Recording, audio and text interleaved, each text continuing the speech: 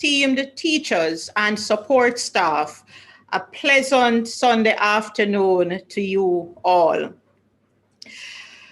Ladies and gentlemen, we continue to give thanks. This is indeed a wonderful day. It has been a very sunny day, very calm day, a little windy, but indeed a peaceful day. And so we give God thanks that he has extended his mercies towards us once more.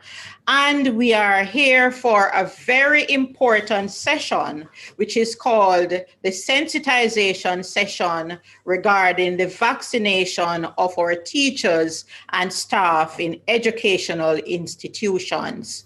As usual, ladies and gentlemen, we start by asking the Lord's presence in our midst. And at this time, I am going to invite our Chief Education Officer, Dr. Casson Troop, to do that on our behalf. Dr. Troop?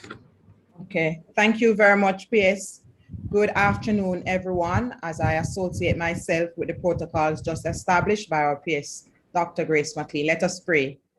Mighty God and our everlasting Father, it's a pleasure to be in your presence this afternoon, to glorify your matchless name and to say thank you for extending your grace and your mercies to all of us, especially those who are serving in education, mighty God.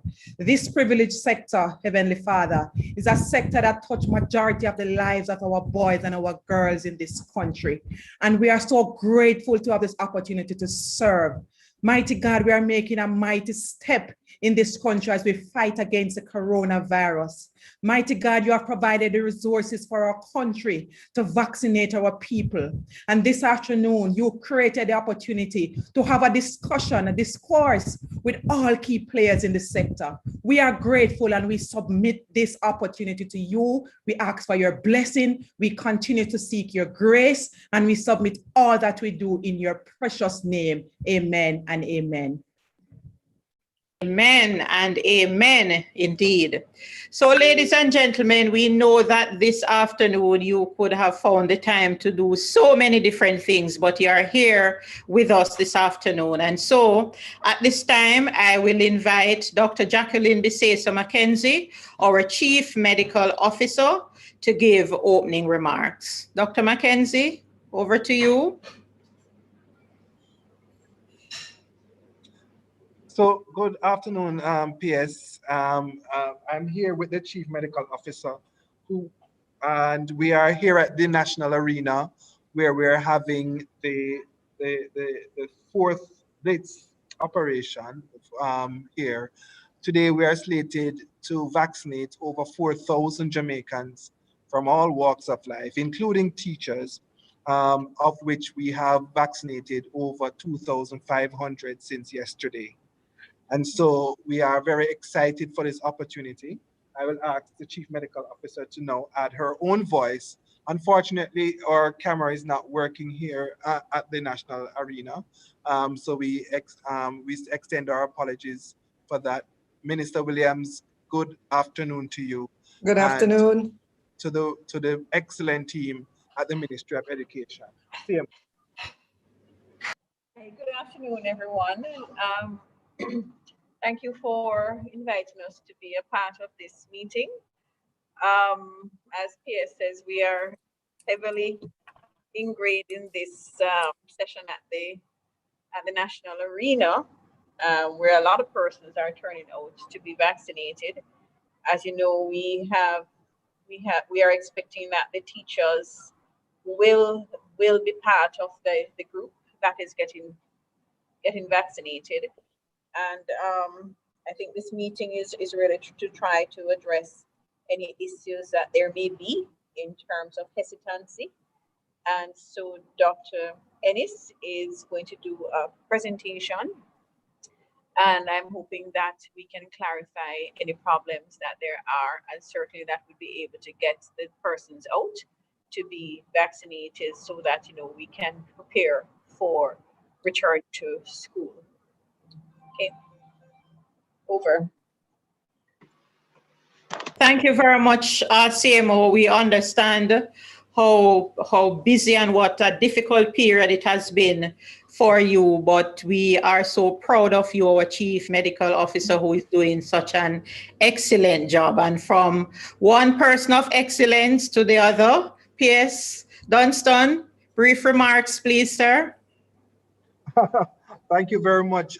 So from the executive arm of the ministry, we are excited to have the teachers on this journey with us back to normal. We are excited because the teaching fraternity, the teaching and learning fraternity is such an important and integral part of social development. And so over the last year, we have had significant impact in this particular sector. And so we at the Ministry of Health and Wellness understand that education is a part of the wellness agenda. And therefore, we welcome this opportunity to work together to bring education back to normal. And so we are excited to offer this opportunity to our teachers. And as we try to vaccinate 65% of the population by March 2022, this is a cohort that we have identified from a strategic level as a part of our priority group. And so we welcome the opportunity to have this group fully vaccinated over the next weeks. Thank you very much. I would also, PS, ask JIS to just bring over Dr. Melody Ennis. I think her decal is ME, so that when she is ready to do the presentation, she can do so. Thank you. Okay, thank you. Thank you very much, P.S. Dunstan. And of course, I know that you will continue the excellent oversight in this real difficult period. So, ladies and gentlemen, we are now at that stage where we are going to be listening to our minister, the Honorable Favour Williams. And Minister, before you come on, just to say that there are 1,000 persons on Zoom, and we currently have 1,800 persons on the different pages, Facebook, from the ministry and other social media pages, and it is climbing. So we definitely have a good core of persons who really would like to know more about the vaccination this afternoon. And so, ladies and gentlemen, I now will invite our hard-working minister, the Honorable Favour Williams, who has been on the ground with us toe-to-toe, ensuring that we do all that is necessary to make you comfortable so that our schools can resume and the education of our children can continue. So, Minister, I extend a very special welcome to you, and over to you now, Minister, for your remarks. Thank you so much, P.S. Good afternoon, everyone. Let me recognize Minister Robert Nesta Morgan, our State Minister here at the Ministry, Dr. Grace McLean, our Acting Permanent Secretary, also at the Ministry, Dr. Kassan Troop, our Prior Warrior and Acting Chief Education Officer, Ms. Dorrit Campbell, Deputy Chief Education Officer of Schools. From the Ministry of Health, you heard from him just now, Mr. Dunstan Bryan, Permanent Secretary there, and his team, Dr. Jacqueline Basesa McKenzie, the country's Chief Medical Officer, Dr. Melody Ennis, Director of Family Health, to all our principals, our teachers and colleagues, board chairs, regional heads, support staff, to everyone, good afternoon. Thank you for taking the time this Sunday afternoon to be with us in this virtual sensitization session. We wanted to provide this opportunity along with the team from the Ministry of Health and Wellness to update you on the special vaccination arrangements for teachers in school and staff as we continue the efforts to mitigate the effects and impact of the COVID-19. I know that many of you are teachers, and P.S. Bryan said the numbers have already taken the vaccine. We saw pictures of several different groups all over the island that came out to the various vaccination centers. We want the entire cohort of teachers to be vaccinated because we want to ensure that all our doors at all our schools are open for September 2021. You are an important group in the Jamaican society, and we want to ensure that you are in the very best of health as you continue to serve our children. I know you're doing that in the virtual space now, but face-to-face, if we continue on this trajectory in terms of vaccination, will be in the very near future. So you would have known that we joined the Jamaica Teachers Association in lobbying for teachers in early childhood, public and private schools, and the administrative staff to be listed among the priority groups for early vaccination. And in our discussions with the Ministry of Health and Wellness, we agreed to categorize teachers into smaller groups and propose that those who would be preparing students for exit exams and those 60 and over would be among the first set. Thereafter, we would go down the line to include principals, vice principals, along with those aged 50 to 59, 40 to 49, 30 to 39, 20 to 29. Our regional offices have been working with the team from the Ministry of Health and Wellness to provide lists of persons in their areas. And this is what will guide the process going forward. The total number that we have in terms of the number of, in the education sector is about 18,200, and this was as of last Friday. Just to update you a bit, taking 30 seconds here, so far as of March 22nd, when we suspended face-to-face classes, we have had no further reports from schools indicating incidents of confirmed or suspected COVID-19 cases. At that time, March 22nd, 134 schools had reported confirmed or suspected cases across all 7 regions. When we look at the confirmed cases of the 172, 92 were students and 80 were staff.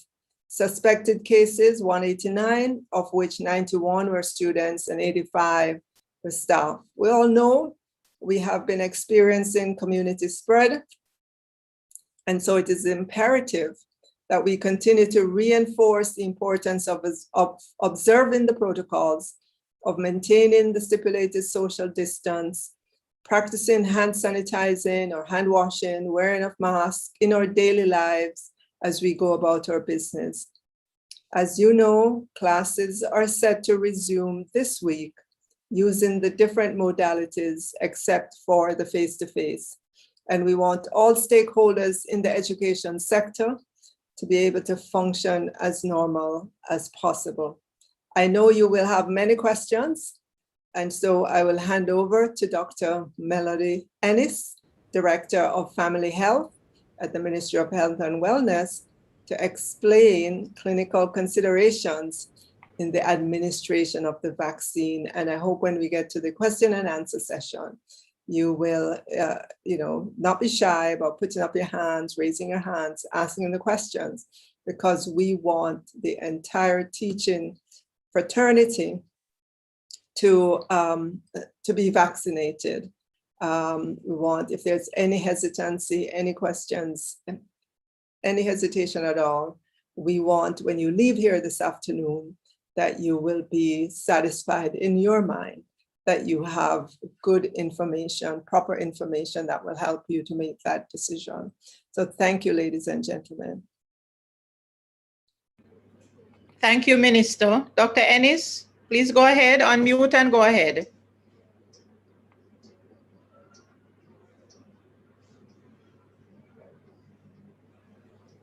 Good afternoon, everyone. Thank you so much for coming. It is indeed a wonderful Sunday afternoon, and we will be talking vaccines this afternoon, the real McCoy of vaccines. I'm going to share my screen, and oops, can I please be allowed to share my screen? Certainly. Let me just make sure the control team can do that right away. Yes, thank you.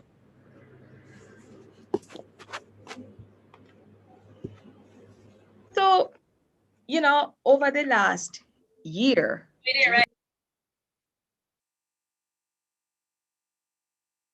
Go ahead and share now, Doc.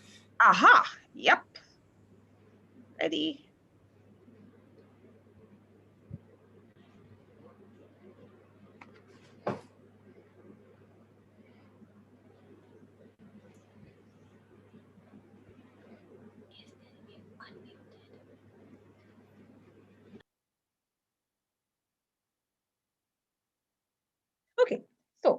We're talking vaccines and we are getting the facts.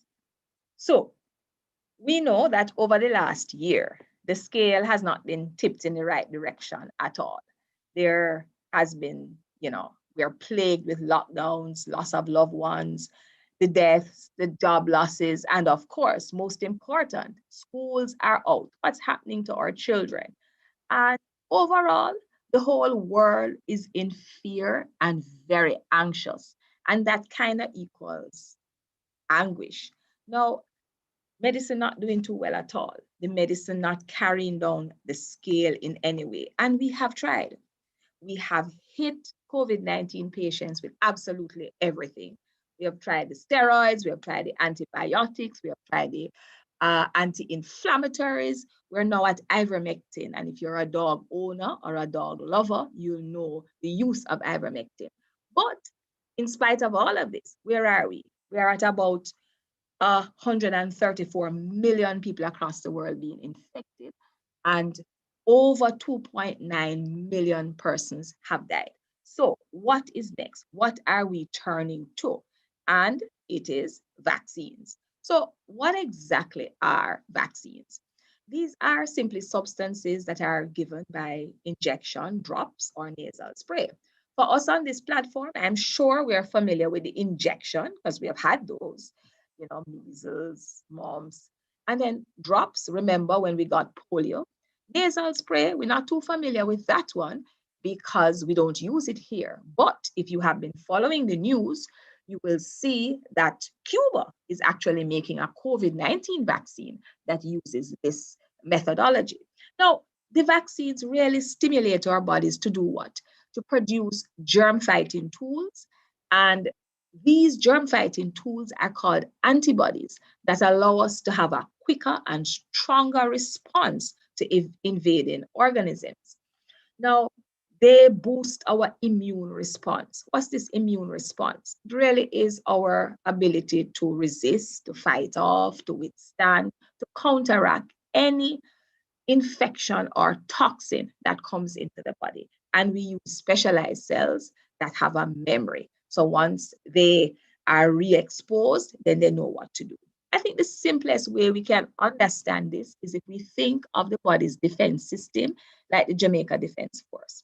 So, we have plenty soldiers, different categories doing different things, but their overall goal is to what? Protect this little rock called Jamaica.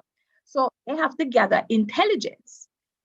They gather intelligence so that they can go back to camp and have the right ammunition prepared should in case we are attacked. Our bodies pretty much behave in the same way. We have our soldiers, the white cells, but they too must gather intelligence. And one way to gather intelligence is actually to get vaccinated. Vaccines provide the look and feel of how the germs will behave. And therefore, they can come back and make the right ammunition. So once the germ gets into our bodies, then they can attack, kill. So there are many types of vaccines. We have those that are made of the weakened virus or bacteria, the live attenuated strains, like measles, mumps, and rubella, yellow fever, chickenpox. We have the killed virus. So they take the virus, they kill it, purify it. That includes polio and influenza. And of course, hands down, the most common, I believe, vaccine to be used in this country is the tetanus toxoid, the TETOX shot.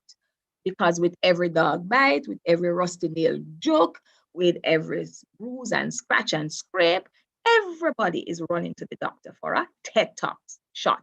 That's a vaccine. So we have other types now. I've grouped them all together because the subunits and the recombinants, all of those are just pieces of the virus that they use to make the vaccine. And hepatitis B, human papillomavirus vaccines are in this category. Now, these vaccines contain some or a lot of things we call additives. Now, these additives are similar to the said additives that we find in the foods that we eat. So we have preservatives. And these simply prevent contamination once the vaccine vial is opened. You have stabilizers now that prevent chemical reactions from occurring, and they keep the vaccine components from sticking together. And then you have surfactant. And I know for sure that surfactant is everybody's favorite on this platform. Surfactant actually keeps the ingredients blended together. It prevents settling and clumping. Now, if you purchase ice cream and the ice cream tastes like milk powder and grainy, we're not going to buy that ice cream ever again, because we do prefer the ice cream that is smooth and silky and just slips off our tongue. And what makes that happen? Surfactant. Residuals are also found in vaccines. These are not the active ingredients. They're like egg proteins, yeast, or antibiotics, and they're present in very, very small quantities, parts per million or parts per billion. And then we have another thing called the diluent. And this is really just sterile water. Most of the vaccines come as a powder. And I said we had to inject them. So we have to get them in that liquid form, or we reconstitute them. And all we really use is sterile water. Adjuvants, now, these improve the immune response. And these are the ones that are responsible for the pain at the injection site, the little redness, and the arm feel, right? It's the adjuvant's fault.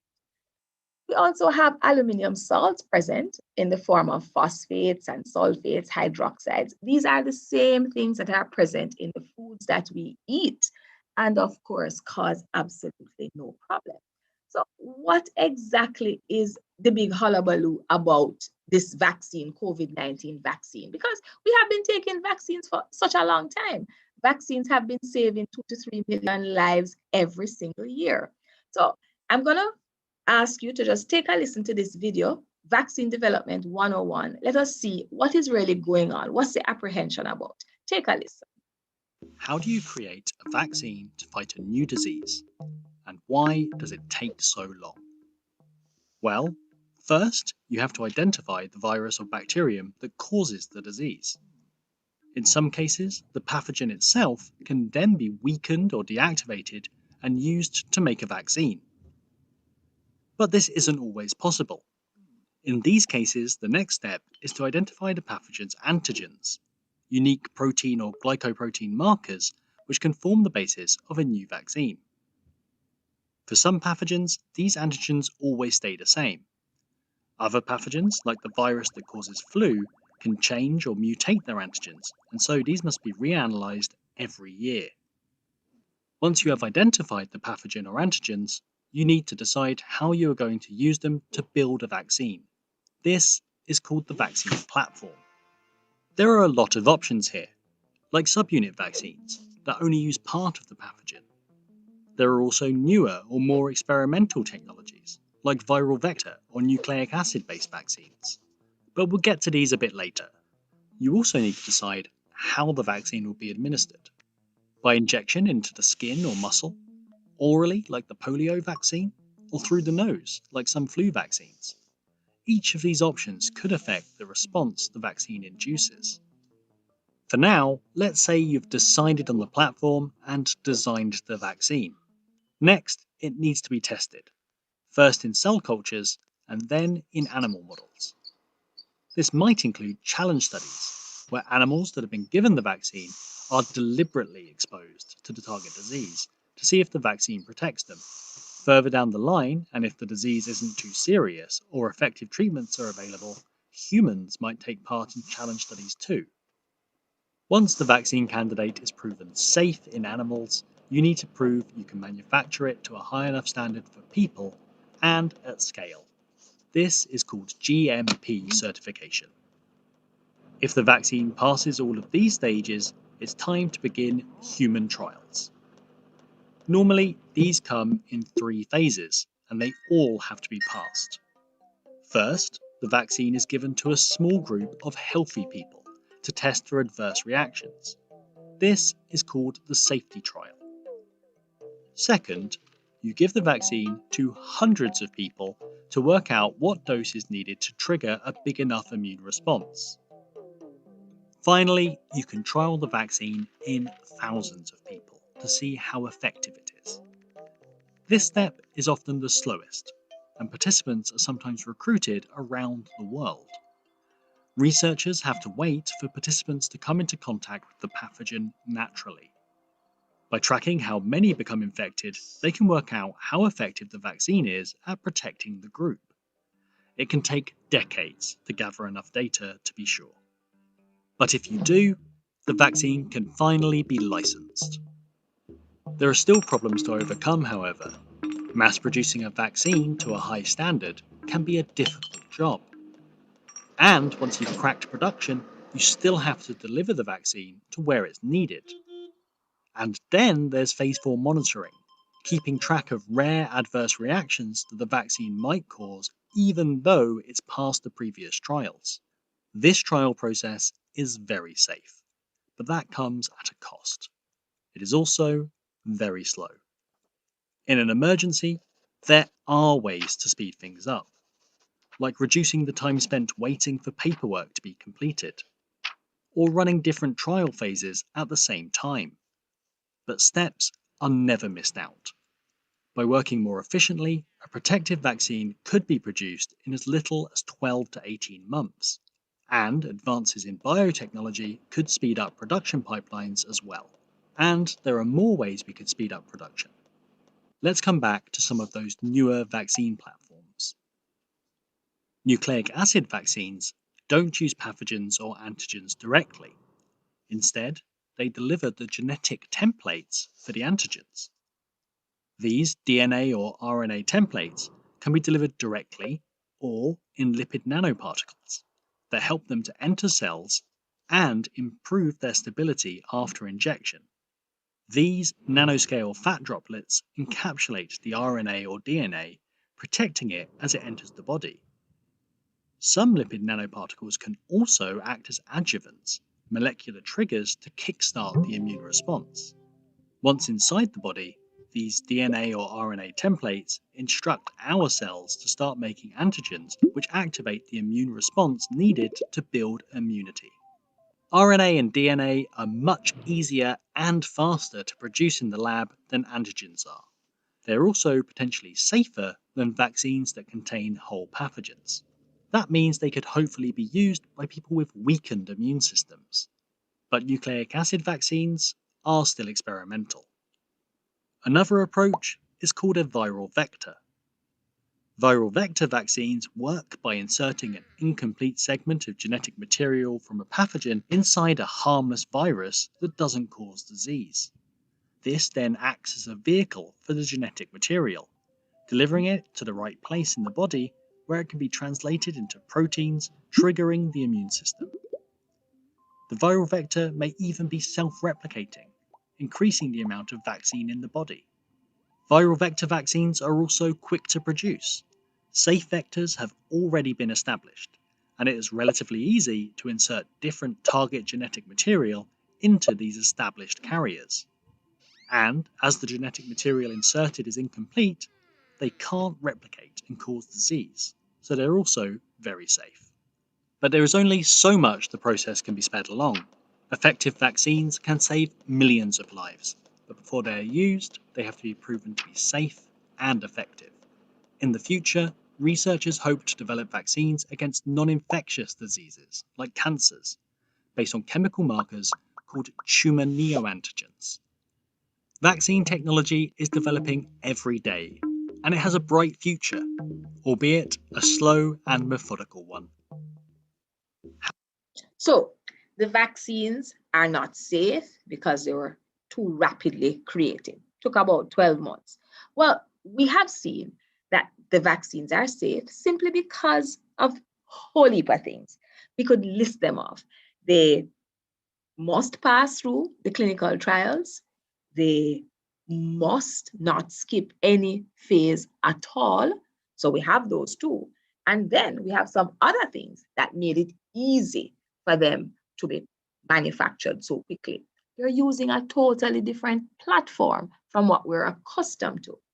And, if you recall, in the phase 3 part, just the phase 3 part alone, that takes some 6 years. Why? because you had to wait to recruit persons all around the world who would have come in contact with the disease. Now, last year, we didn't have any shortage of persons with COVID-19. So the vaccines, Pfizer, for example, could find 40,000 persons easily. Moderna, another 30,000. AstraZeneca, the one we have here, over 40,000 persons. We have Sputnik V, 100,000 persons. Persons were not short. So that 6-year period that persons would have to wait, which was this phase 3 hurdle, did not exist at all. We have to also remember that over the last year, scientists weren't hoarding information anymore. Information, knowledge about what they were working on for years were easily passed from country to country because everybody came together to do what? To try and stop the pandemic. So we can put that thing to rest about it being too fast. You know, I like to think of it if I'm traveling from Montego Bay to Kingston, and if I decided to walk, it would take me a mighty long time. But I would have to pass through Trelawney and St. Anne, St. Catherine, St. Andrew. Finally, I'm in Kingston. If I decided to drive, it's a different platform called the motor vehicle. It's going to take me a much shorter time. But Trelawney and St. Anne don't disappear. They're still there. I still have to pass through all of those parishes to get to Kingston. So we have to do all the stages in order to get to emergency use authorization, which is where we are with these viruses, these vaccines. So let's run through some of the myths quickly. The COVID-19 vaccine will alter my DNA. So if I take this vaccine, I'm going to change into something else, you know, extra hands, extra feet. I'm not sure what, but just different. Now, I'm sure everybody, almost everybody on this platform knows someone from last year, December, that have received the vaccines. And are they any different? But let's not look at just what we have seen since December. The facts are that the messenger RNA vaccines or the viral vector vaccines, they simply instruct the spike proteins that's found on the coronavirus to do what? To generate those antibodies. That's all they do. They don't get inside of our genetic material and change it in any way. The other thing is that the body gets rid, once the message is sent that you're to make these antibodies, the body gets rid of these things quite quickly. The other myth is that the COVID-19 vaccine includes a tracking device. So when I get the injection, they're going to put some microchip in my arm, and all the governments around the world have colluded so that they will know that every time I go to the bathroom, they can say, yes, she pooed now. No, really, apart from sounding a bit over the top, there is no microchip. The vaccines won't track people or gather any personal information. They're really solely only made to protect us. But I have a theory. I believe that they came to Jamaica and they got wind of our Chinese telephone because we do track. But, you know, by the time the message got through 5 persons, it was a totally different thing. So we do track. We track the cold chain of vaccines. We track the manufacturer, the batch number, the lot number. You know, we have to track these things, and we will continue to track them because the vaccines are coming from India, for example. And if the vaccines change or the temperature is altered, then they are no good. So after they have to pass through Amsterdam and Miami before they get to Jamaica, in that 2-day trip, we have to look if from they left India till they land here, they've maintained their temperature. So of course we track. And yes, if something happens to someone who receives a vaccine, you know, I get a vaccine and I can't see anymore. And I said, oh my gosh, the vaccine caused it. So what? We take the lot number, the batch number, and we look at all the persons we have vaccinated with this batch and this lot. And we go and we investigate. And guess what? Not a thing no wrong with them. It's me, one can say. So, it's not the vaccine that caused that. Let us investigate further. So we do track. And of course, we boast at the end of the year because of our tracking that Jamaica has 95% coverage against polio. It's because we track. All right, so the other one is that the COVID-19 vaccines were developed using fetal tissue. So I'm going to not belabor this point and just go quickly to the components of the AstraZeneca vaccine, which is the one we have. So the first one is recombinant replication deficient adenovirus, all sorts of big things. That simply is the non-infectious virus that they core out. It's a shell, which is a vector, and within that vector, they're going to put the genetic material. That's it. Then we have histidine, some proteins, we have some salts, we have ethanol, little alcohol, some sugar, more salts, and water for injection. I left out polysorbate because polysorbate is one of those substances that other substances can cross-react with and give us an allergic reaction. It's important because guess what? A few of the other vaccines have a substance called polyethylene glycol that can actually cross-react with this polysorbate. But guess what? We have nothing to worry about because we do not interchange the vaccines. If you start with AstraZeneca, you're going to end with AstraZeneca. Then this one is the Black people thing. You know, they want to kill off Black people. So the COVID-19 vaccine causes infertility in women. It does not. The vaccine does not train the body to attack or syncytin-1 protein, which is in the placenta that could lead to infertility. There is also no amino acid sequence that is shared between the spike protein and any placental protein at all. And if we just go to the facts for real, persons who were involved in the phases 1 and 2 trials have actually got pregnant and been delivering healthy babies, really. Now, this one is, I have already been diagnosed with COVID-19, so I do not need to get the vaccine. I have it already. Not so. If you have already had the disease and you're better, yeah, we're happy. But guess what? Natural immunity wanes over time. And you must have heard that persons would have had the disease, full 100 recovery, and then they get it again.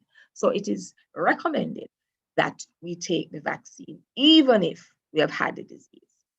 Then you could get COVID-19 from the vaccine. So the vaccine can give you the disease. But I just showed you the ingredients within the vaccine, and you don't see any virus in it. You don't see SARS-CoV-2. So it cannot give you because it doesn't have it in it. But then we move to the other myth. Once I receive the vaccine, I will test positive for COVID-19. We could use the same explanation that, you know, it's not in it, so it can't give you. But let's look at this one a little closer. So the majority of persons,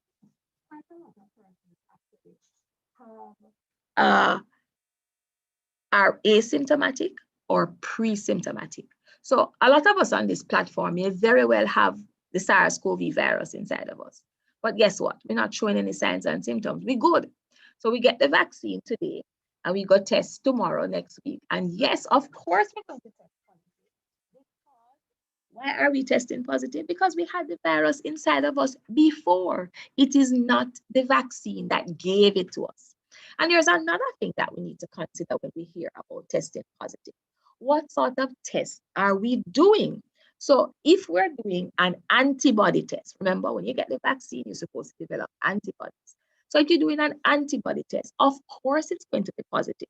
Yes, we want it to be positive. So you can do that test and you are positive. So now the vaccine has severe side effects such as allergic reaction.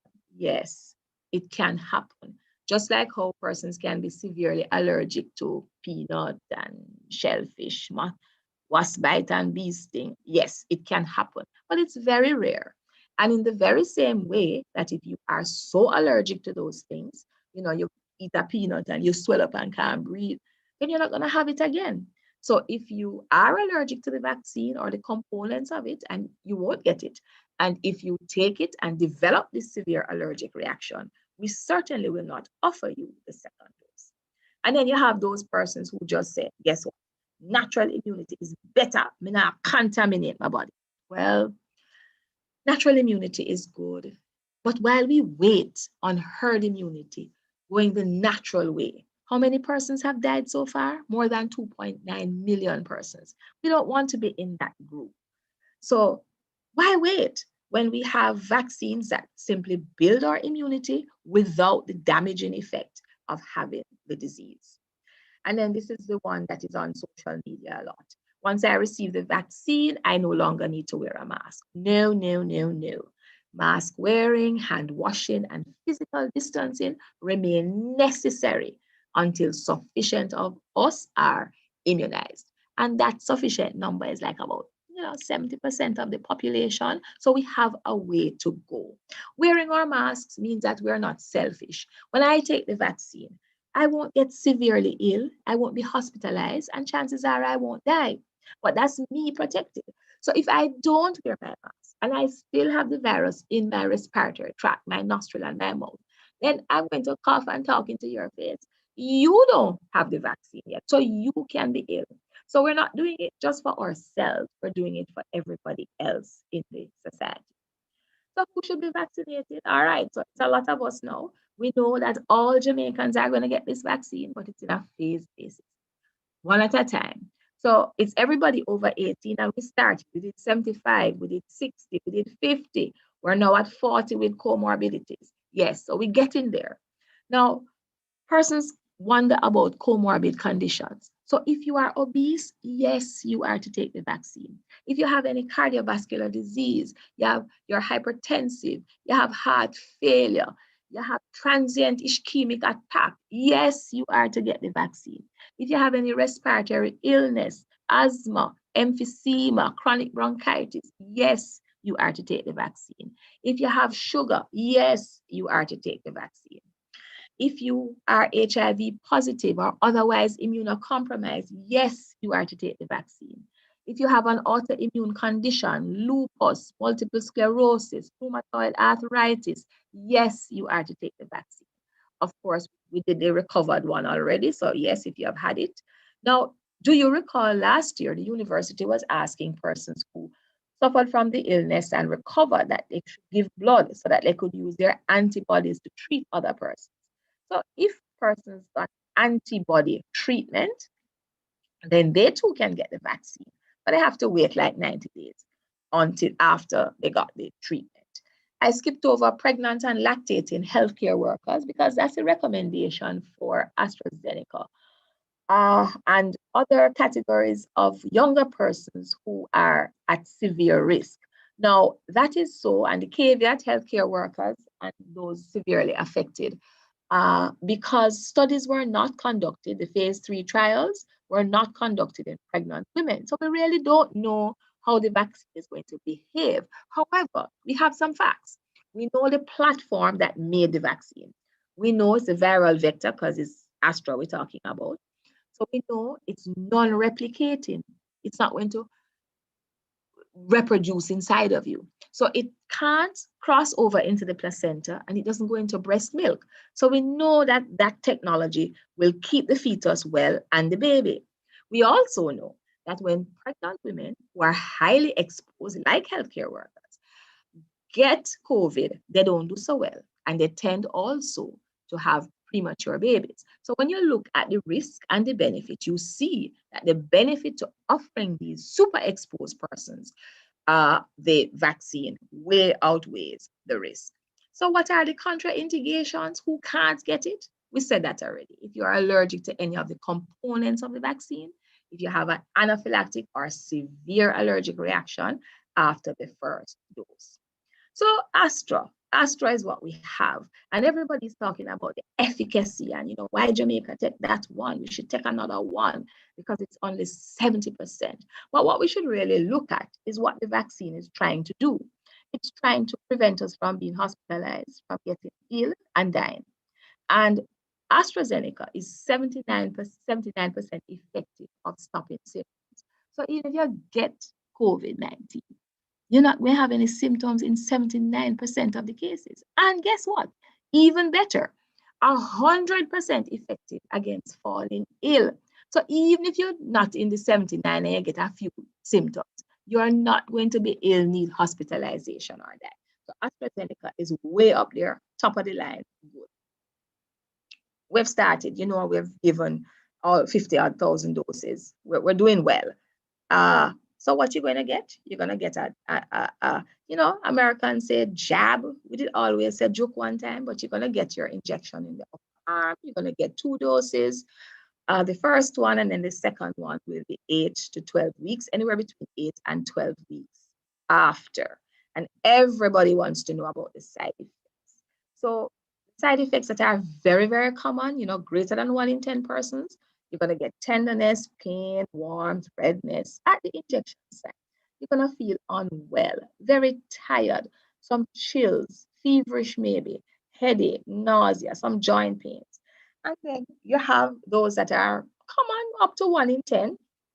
They get a lump at the injection site, some fever, vomiting, flu-like illness. And then you have those uncommon side effects, feeling dizzy, which is like a 1 in 100 persons, feeling dizzy, decreased appetite, abdominal pain, enlarged lymph nodes, you have wax and calon all over the body, excessive sweating. But guess what?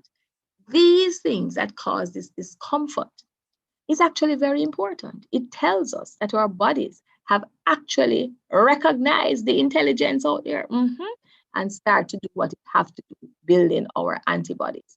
And also these side effects go away in 24 to 48 hours. If you're unfortunate, it may last for 72 hours. If any of these symptoms persist 4, 5, 6 days, of course, you need to report it to your nearest health center or your doctor. So the vaccine facts are clear. COVID-19 vaccines, they're safe and effective. They save lives. We believe, will allow us to get back to whatever we thought was normal a year and a half ago. And when we talk vaccines, we always just talk about the medicine of it. We don't usually look at the economy. The economies across the world are really in a state. But why talk big economy? Just talk persons. Some persons don't even know where their next meal is coming from. Because of why? No jobs. So we really believe that with vaccines, medicine will take its rightful place and bring things back into balance. We'll be able to go to church, have a drink at the bar, children will be able to go to school. We'll get back to what? Normal. So I want to just share, this is old data because, we're into the over 50,000 now. So you can ignore that one. The people we're giving. And I want to hand over back to the chair. I want to thank you so very much for listening. I hope I've shared some facts, dispelled some myths. I hope your level of hesitation is down to 0, and you're ready to let's get vaccinated. Thank you so much. Thank you very much, Dr. Ennis. You have done us proud. Oh my God, Jamaicans, our educators, you have heard it from our own Melody, Dr. Melody Ennis, our Director of Family Health in the Ministry of Health and Wellness. And I know, Dr. Ennis, we have a lot of questions. I'm seeing a lot of hands already up. And I'm hearing from my team that there are some questions also on Facebook. So I will not do much talking. I will go into the questions quickly so we can benefit from your presence this afternoon. So quickly on Facebook, Dr. Ennis, the question says, I am not feeling well and unable to be vaccinated now. Will there be another opportunity like this for teachers? Just like our healthcare workers and JCF, JDF, as we move to other groups, we continue to mop up those persons. So have no fear, you'll get your vaccine. Okay, thank you very much. Secondly, for teachers taking medication for other illnesses, can the process of vaccination be delayed or should it be delayed?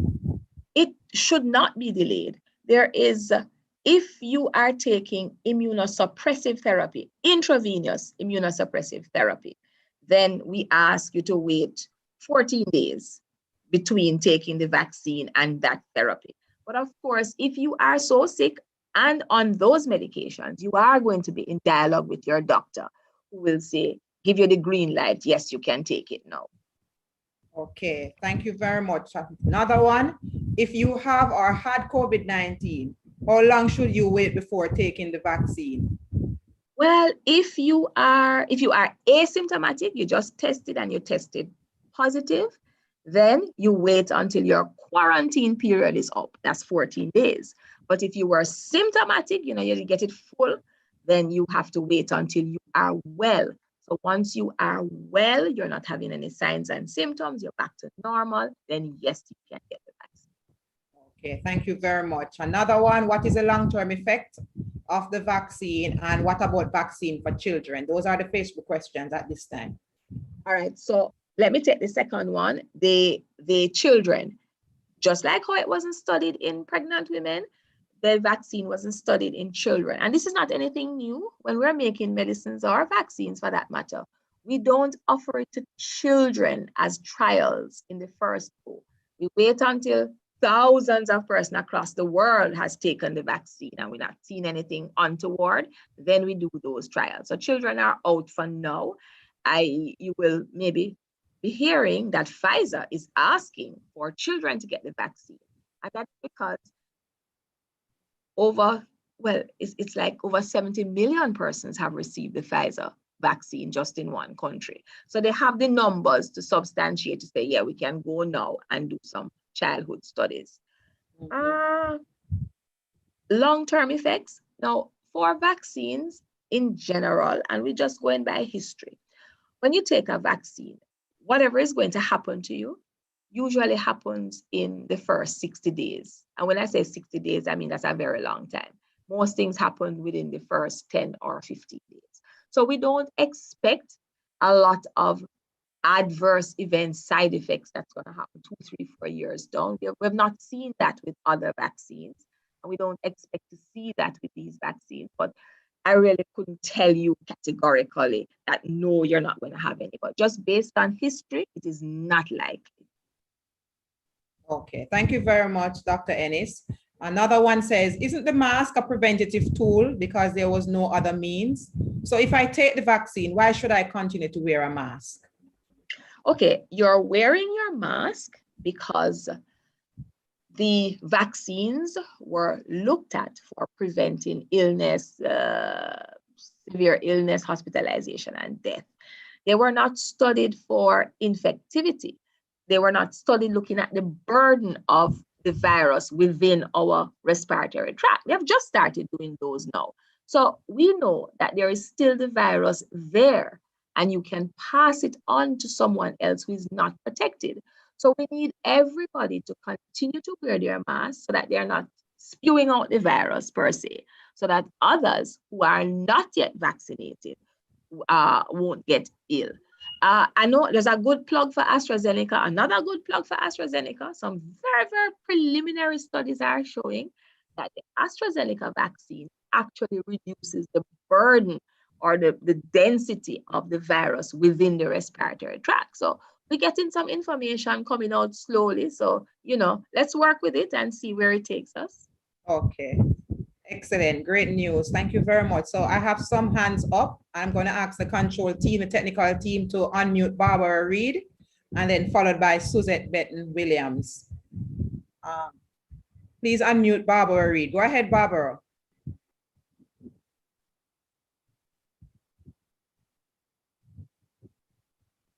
All right. I'm not hearing Barbara. Is Suzette Benton-Williams ready?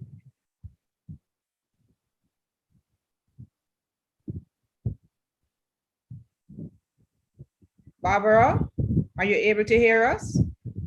Please unmute.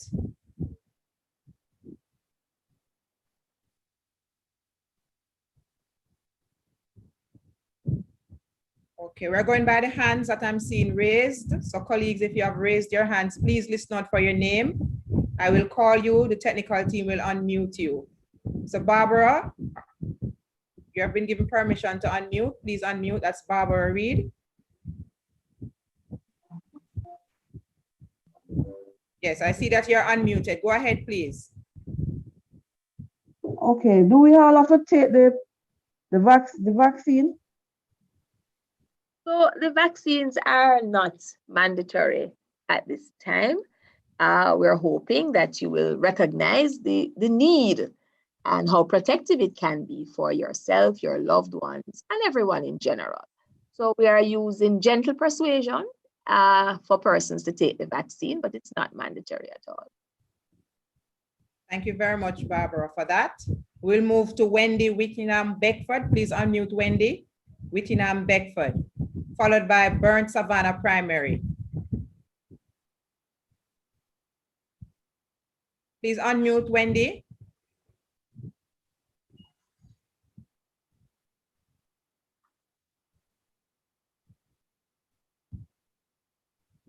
Okay, we're not hearing from Wendy. I am seeing Fortune. If your device is Fortune, you are up next. Followed by Daphne Brown-Mundell. Fortune, please unmute Fortune for me.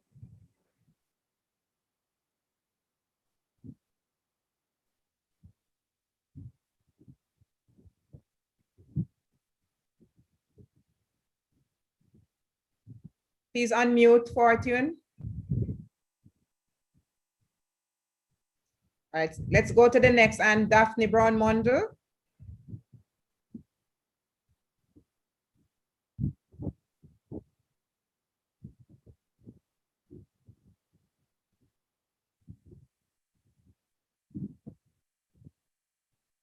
Burn Savannah Primary, you can unmute. I'm going to ask that you please check to see that your hand is raised and that you're coming up next. It's not for the names. If it was unintentional, please lower your hands. Daphne Brown-Mundell, please unmute. Burn Savannah. Wendy Whittingham. Okay, Burn Savannah, go ahead, please. I see that you are unmuted. All right, so that was really by accident, but I have a question in my mind and I will just go ahead and ask. Are you hearing me? Yes, go ahead, please. Right. The question I had on my mind was the fact that I have gotten or seen information where the AstraZeneca causes blood clots in some individuals. Why did we choose that as against others that are available, other vaccines that are available? Okay, thank you very much. Dr. Ennis? I'm here. So we have to look, first of all, before we get down to the blood clots, we have to look first of all at supply and demand. And, you know, contrary to popular belief or even the hesitancy that we're seeing, the demand for vaccines are much, much more than the supply at this time. And Jamaica was offered AstraZeneca vaccine. Now, we are Jamaican, so we know a bird in the hand is worth two in the bush. And all the vaccines protect us from illness, death. So why not take it? It's there, it's available, and it is effective and it is safe. So yes, we opted to take the AstraZeneca vaccine.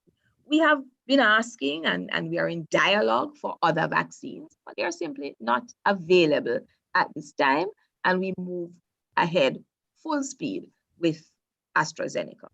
Now, the matter of blood clots did not come up at the early stages of the emergency use authorization for these vaccines. Now, the presence of clots are very, very, very, very rare. And the last time I checked the global page, we had 200 million persons in the United Kingdom getting the Oxford AstraZeneca. And of that 200 million persons, 147 persons developed a clot. So the investigations continue to see if there is really a cause and effect, but we have to also have confidence in the system, because it is the system that checks, that surveillance system that allows persons to identify that something may go wrong. Remember, we spoke about tracking batch number and lot number. So the importance of it. So the investigations of those 147 patients continue to see if they had predisposing factors that would make them have a clot, whether they got the vaccine or not. But the fraction of the persons, when you compare 200 million to 147, and you had to have that number to see this small amount, then we could not have said we can't take the vaccine, because we didn't know of that at that time. but it's very small and still under investigation. Thank you very much, Doc. Thank you very much, Burn Savannah. I'm seeing Daphne Brown Mundell. You can unmute. And while we're working on Daphne Brown, Michael Morgan, you're up next. Doc, there's a question here from Facebook. I am RH negative. Is it okay for me to take the vaccine? Yes, it is. Yes, it is. And that is being rhesus negative. Yes, you can take the vaccine. You should take the vaccine. Okay, nice. What if a teacher decides not to take the vaccine now? Will it pose a problem in the coming months or come September? Well, remember the vaccines are not mandatory, so you don't have to take them, but you know how it is. We want to all be safe. We want to be safe for ourselves, safe for the children. So think about it. Think about it. Mm-hmm. Right. We encourage all our stakeholders to keep safe, and this is one of the methods to be safe. Okay, go ahead, Michael. You're unmuted. Good evening to the panel. Good evening. Our neighboring country, Cuba, is working on a vaccine. Can I wait on it as a teacher? Doc? I'm smiling because I didn't just say a bird in the hand is worth two in the bush. So I'm not going to encourage you to wait. But Cuba is coming up strong, and they're our neighbors. And I'm sure once they have been granted emergency use authorization and goes on the PAHO WHO's listing, then I'm sure we may have access to them. But why wait? We have something now. Thank you, Doc. Stephanie or Stephane, please unmute, followed by Naomi Cousins, and then P. Hill. Please prepare yourselves to unmute.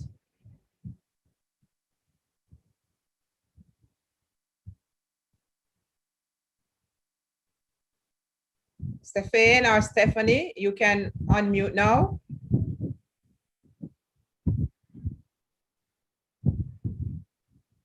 Naomi Cousins.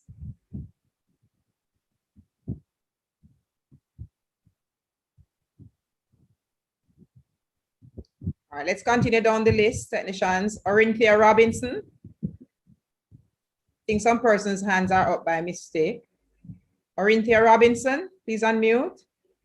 Followed by Dorothy Ginas.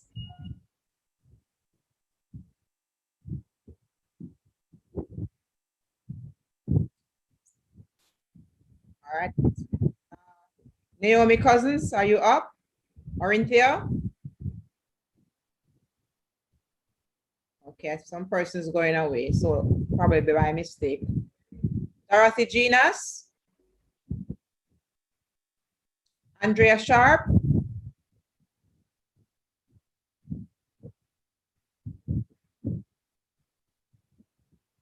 All right, let's continue down, technicians. Crystal Beckford.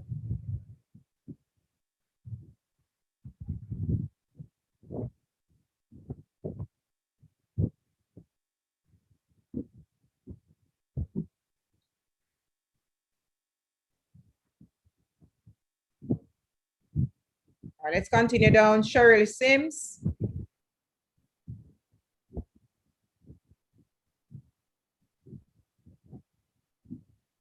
When I call your name, please unmute if you want to speak. If not, I'm asking persons to just check to see that they have not inadvertently raised their hands.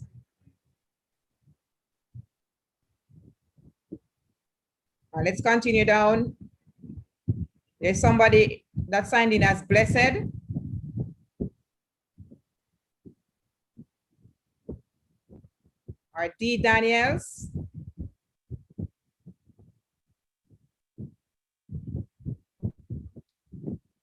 Not hearing any questions, Doc. I think these hands were probably by mistake, but I'm still going down just to be sure.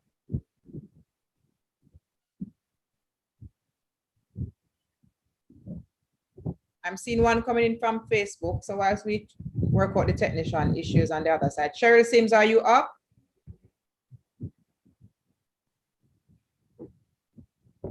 Okay, Doc, this one says, will the vaccine protect against the new strains for teachers with illnesses when they return to school in September? All right, so the strains or the variants, let's talk about that a little bit. So first of all, the more the virus circulates in the world and from person to person, is the more opportunity it has to mutate or form variants. So that's one good reason to try and stop it quickly, because the more it spread is the more variants. Now, viruses are very smart and they change so that they can survive. So the new variants that we're seeing actually have easier transmissibility capacities. So they can get from me to you quicker than before. So we have about 4 variants now that we're looking at. We're looking at the UK variant. We're looking at the South African one. There's a Brazilian one, and there's one that they haven't quite named just yet. So the AstraZeneca has been shown to have marginally reduced effectiveness in mild to moderate cases of the disease in the UK variant, mild to moderate in those cases, but for severe illness, it is still effective. Against the South African variant, it is markedly now reduced in its efficacy for, again, mild and moderate cases, but it still has some effectiveness against severe cases. So based on that, I remember severe cases we're trying to prevent pretty much. Right. So based on that, it has been said, and the recommendation is that the current vaccines that we have must still be used. So what's happening here in Jamaica? We have the original strain, we know that. And we have found some of the UK strain, not widespread, just in pockets. We have found that. We haven't found the South African variant as yet. So therefore, we are pretty much on solid ground to take the AstraZeneca vaccine as is. And if you recall, the platform that they use it, remember they just have to open up the viral vector and put in a new genetic material, easy. So it's easy now for these vaccines to be modified should in case a real variant comes that is not, that will not be killed by the vaccine. Okay, thank you, Doc. I'm seeing some other questions here coming in. What if I have high blood pressure and diabetes and heart problem? Can I take the vaccine? I would encourage you strongly to take the vaccine, because it is persons with these illnesses, when they get COVID-19, that they don't do well at all. They need to be hospitalized, they stay in there for a month or 2, and sometimes they die. So persons with those conditions, yes, must please run in the line quickly. Okay. What is the plan for kids with comorbidities? We have to protect them. We have to form that shield around them, because there are indeed persons who cannot take the vaccine, and at this time children can't. So enough of us need to be vaccinated as the herd immunity business, so that the virus cannot get to them, because we have formed the shield of protection around them. So that's another reason for us who can get vaccinated to get vaccinated, because there are indeed some among us that cannot take the vaccine, like those children at this time. Okay. And Tracy asks, if the children don't take the vaccine, can they still go to school? Yes, because we're not offering it to children. So yes, remember that the vaccine is just another of the many ways to try and prevent this pandemic, or to stem it a bit. So the IPC measures not going to go away right now. You have to continue to wear your mask, hand wash, physically distance. So children will be encouraged, the more you hear it, then you might start doing it. So we have to encourage them to get into that habit. They should be in it already, but repetition for emphasis. Right. There's another one that coming. Is it advisable to take the vaccine with low platelets? There is no contraindication that has been stated. But I know that it is the clot story that everybody's hearing, and persons, it has been found that in persons with low platelets, then those are some of the persons that actually develop the clots. So you see, there's another factor that could have contributed to making you more vulnerable. So there is no statement such. Your platelet level should be between 150 and 400. If you normally trouble with low platelets, you may need to do your test and have a conversation with your doctor. But there is no recommendation at this time that you cannot take the vaccine. Okay, great. Doc one says, for clarity, what percentage of preventing the infection is guaranteed by the AstraZeneca? The AstraZeneca vaccine in the studies have shown between 62% to 70% efficacy initially. And that was when the vaccine was given 4 weeks apart. It has been shown that if the second dose is extended to 8 to 12 weeks, that efficacy moves from in the 60s to the high 80s and even early 90s. And that is why the change has been made for us to vaccinate 8 to 12 weeks apart. This one says, Delia says, but whether or not one takes the vaccine, it does not matter, or rather make any difference. So why should we take the vaccine? What's the purpose of the vaccine? The purpose of the vaccine is to prevent you from getting severely ill, from being hospitalized and dying. That's what the vaccine is preventing you from doing. So I think it's doing something. And, you know, even if you were not to get COVID and you were just to be a normal person in any country and get any illness, based on the fact that all hospitals pretty much around the world are bursting at their seams. Even if you don't have COVID, you might not be able to get into a hospital to get any treatment. So that is kind of like knocking at everybody's door, be it from COVID or something else. So we have plenty of reasons to consider seriously taking the vaccines. Thank you, Doc. How dangerous is the blood clot?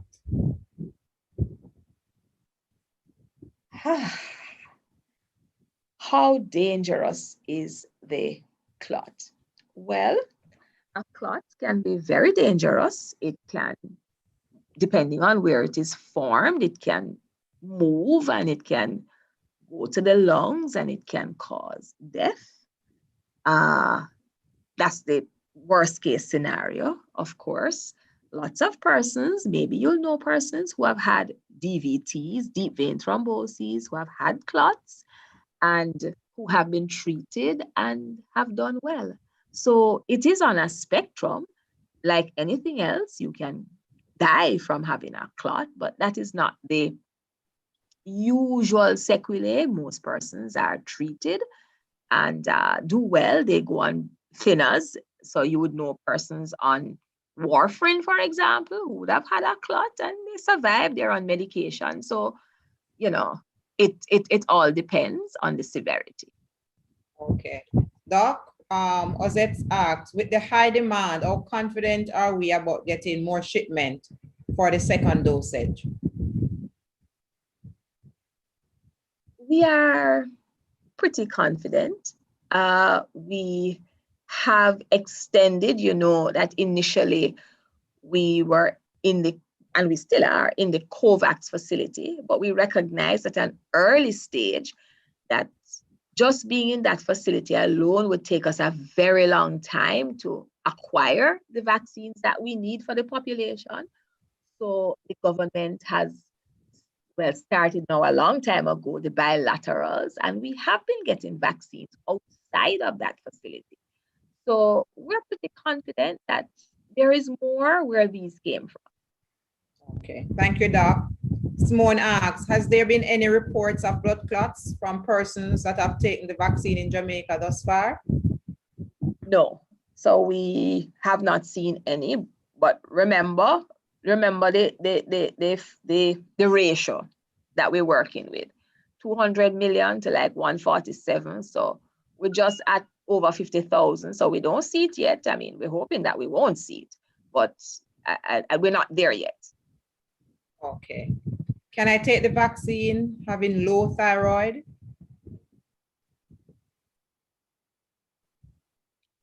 Yes, you can. Are you on any special medication? Why is it low? You should be on medication to normalize it. And once you are well controlled, then it should not be a problem at all.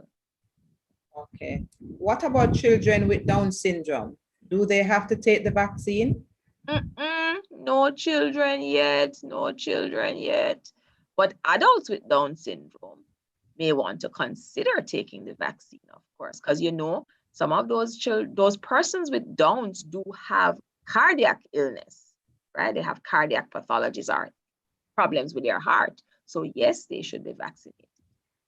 What about persons with heart problems? Yes, that's an easy one. Yes. They should take it.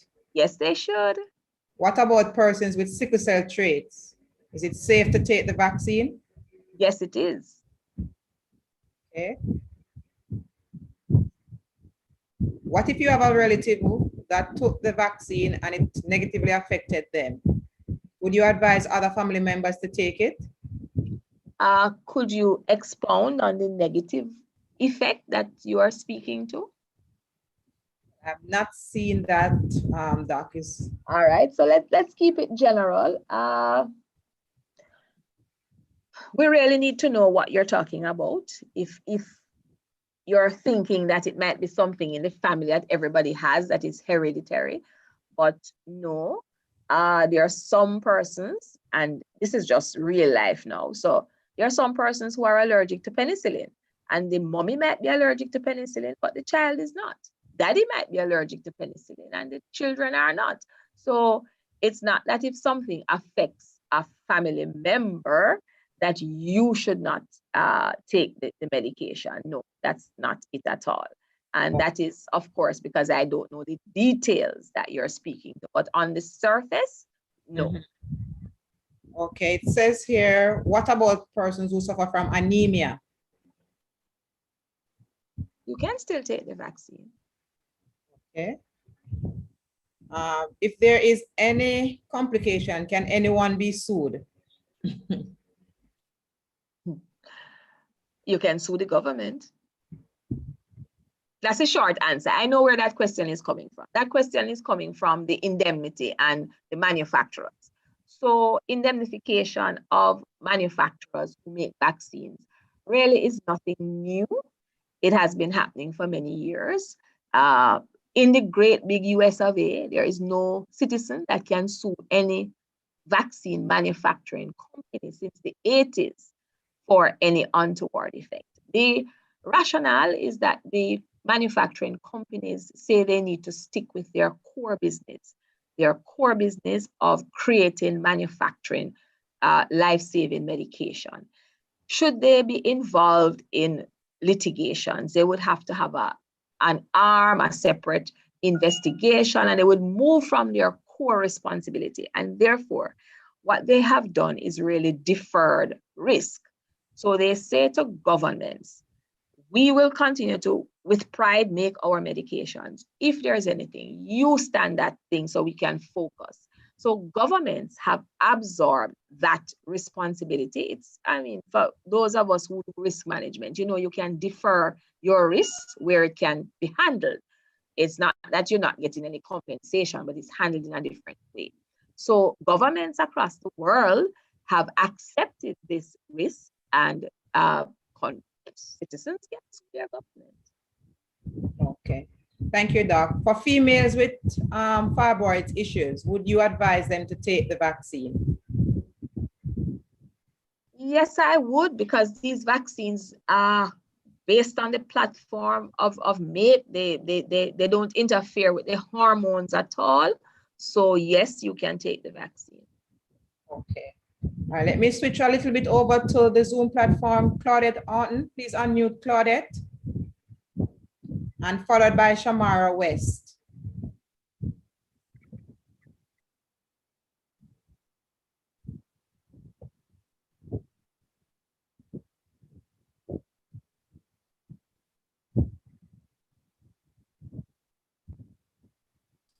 Some other questions are there, Doc. Go ahead, Claudette. Please unmute and go ahead. But there are repeat questions. I'm just going through. Okay. Good afternoon, Dr. Troop and distinguished panelists. Thank you so much for this session and for the information that we're getting here today. I have a quick question. Are ancillary staff members included in the list of school personnel who may take the vaccine at this time? Thank you. Yes, and yes. All support staff in our education system are involved and included under the category for education at this time. Thank you, Doctor. All right, we'll go to Shamara Good West. afternoon, Ms. Troop. Yes. Good afternoon. There's a deaf gentleman, Anthony, is asking if Jamaica will be accepting the Johnson & Johnson vaccine. Okay, thank you very much, Mr. McKenzie. Go ahead, Doc. Yes, if it becomes available, we will be accepting the Johnson & Johnson vaccine once it becomes available to us. Thank you, Doc. Shamara, go ahead. Hi, good evening, everyone. Good evening.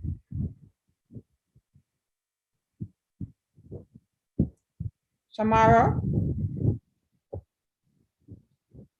Doc, I think we lost her. All right, Kevin is up next. Kevin, go ahead. Good afternoon. My question is sort of an ethical one, a matter of ethics, as I have no problems with vaccination. But my concern lies primarily with the fact that, as you rightly said, well, maybe I should ask first for clarity. Is it the AstraZeneca vaccine that is not really studied for preventing infection, or is it all the COVID-19 vaccines at this time? For clarity. It's all the COVID-19 vaccines at this time. They're primarily designed for illness, to prevent illness. Yes, yes, sir. Okay. Thank you very much. I only wanted to get that as clarity for the. Okay, go ahead quickly. Technicians, I think we lost Kevin. Oops. Doc, there's a question here from Facebook. How long does the vaccine protect us? And if 6 months, what happens after that? Well, we don't know about 6 months. We don't know. The answer is we don't know how long it protects us. The studies are ongoing. I have read just 2 preliminary studies to date, and those studies are indicating that maybe we will have to take the COVID-19 vaccine the way we take the influenza vaccine on an annual basis, but it's nowhere near conclusive at this time. Okay. Mama Slee James, please unmute. Whilst we are waiting for James, there's another one here from Facebook. If one is a cancer patient, how soon after chemotherapy and Herceptin treatment can one take the vaccine? 14 days, and we want you to be well. So if you have had your therapy and you're okay, you're not spiking any temperature, your white cell count is normal, well, within the normal limits that for you, then yes, you can be vaccinated. Okay, thank you very much, Doc. Mama Slee James, are you ready for us? Please unmute and go ahead. Followed by Cordella Watkis McHugh. While we are waiting for that person, Doc, a question here from Facebook. I have rheumatic heart fever and I take penicillin every month. Is it a good idea for me to take the vaccine? It's a good idea for you to take the vaccine. It's a very good idea for you to take the vaccine. Please do go ahead. Okay, thank you very much, Doc. Cordella is back. Go ahead, Cordella. Thank you very much and good afternoon. I am asking a question. Please unmute Cordella.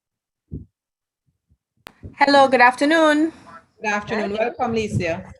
Okay, thank you. My question is to Doc. What host cells does the viral vector enter when it enters the human? Is twofold. One, and two, is the mRNA destroyed after the host cells have formed the spike protein?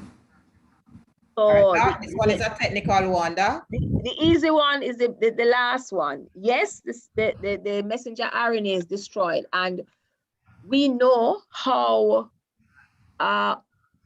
unstable, volatile, how easily degraded, that's the right word, how easily degraded messenger RNAs are. And that is why they are the ones that are extremely sensitive to temperature, okay? It's because of how quickly they can be degraded. So once they are thawed and injected and we get that message, they are destroyed, okay? They're degraded. Usually the studies are showing somewhere between 2 to 3 hours of being injected. And I think one study showed it lasting for up to 48 hours, but they're not seeing it for more than that. So that's the degraded one. It gets into the cytoplasm of our cells. They don't go into the nucleus, which is the concern with, where our genetic material is located. So they go into the cytoplasm, really. Thank you, Doc. Let's move on to Hanson. Please unmute Hanson, followed by Rose Brown.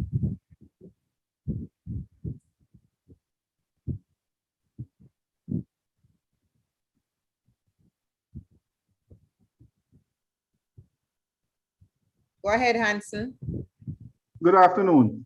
Good afternoon, welcome. Some time ago, I read in an article where Mr. Howard Mitchell of the NHF said that some Moderna vaccines would have been coming. I wanted to know who would get those Moderna vaccines, or if they did, they came. Thank you very much, Hanson. Doc? Well, Sir Hanson, let's start with, we don't get them. We don't have them. They're not here. How we plan to distribute vaccines in the country is based on vulnerability and availability. So it's not like we're gonna have 10 options and we choose, so you get this one and you get that one.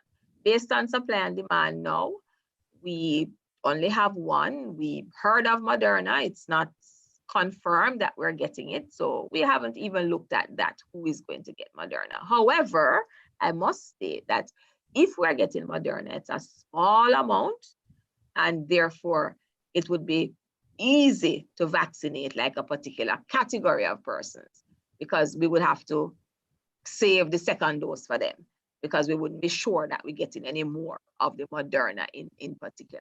So. Thank you, Doc. The person using Samsung A10 device, you are signed in as Samsung A10 device. You're up next, followed by Grace Devonish. Please unmute Samsung A10.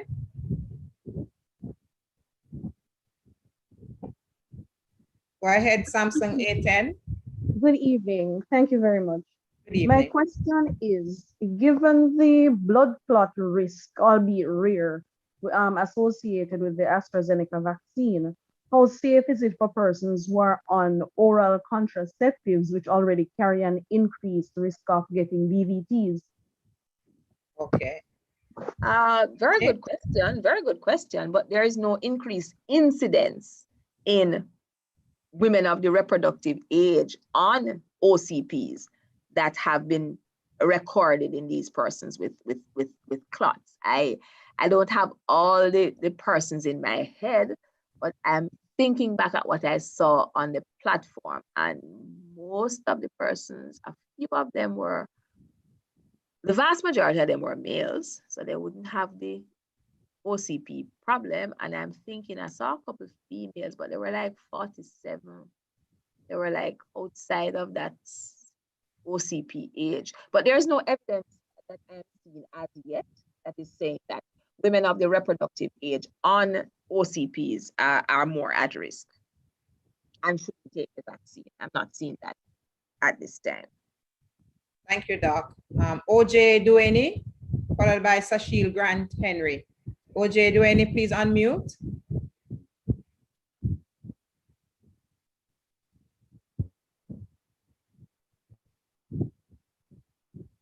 Go ahead, OJ.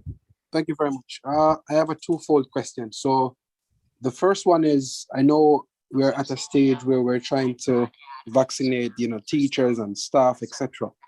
However, at this time, the vaccine is not recommended for students or for kids. Given the ratio of teachers to students, and given the fact that the vaccine does not protect one from contracting the virus, even after vaccination, you can still, contract the virus. How do we plan to manage that risk? I know we're saying to wash our hands and to wear a mask frequently, etc. But it's a little bit difficult for us to, manage the kids especially.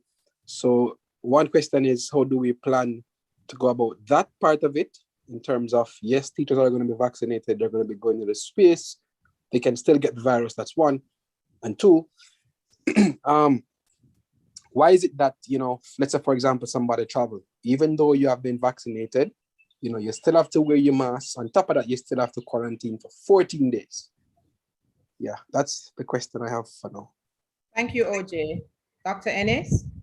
Well, we are going to manage the risk that we have been managing for a year with some amount of help now, because we are some persons will be vaccinated.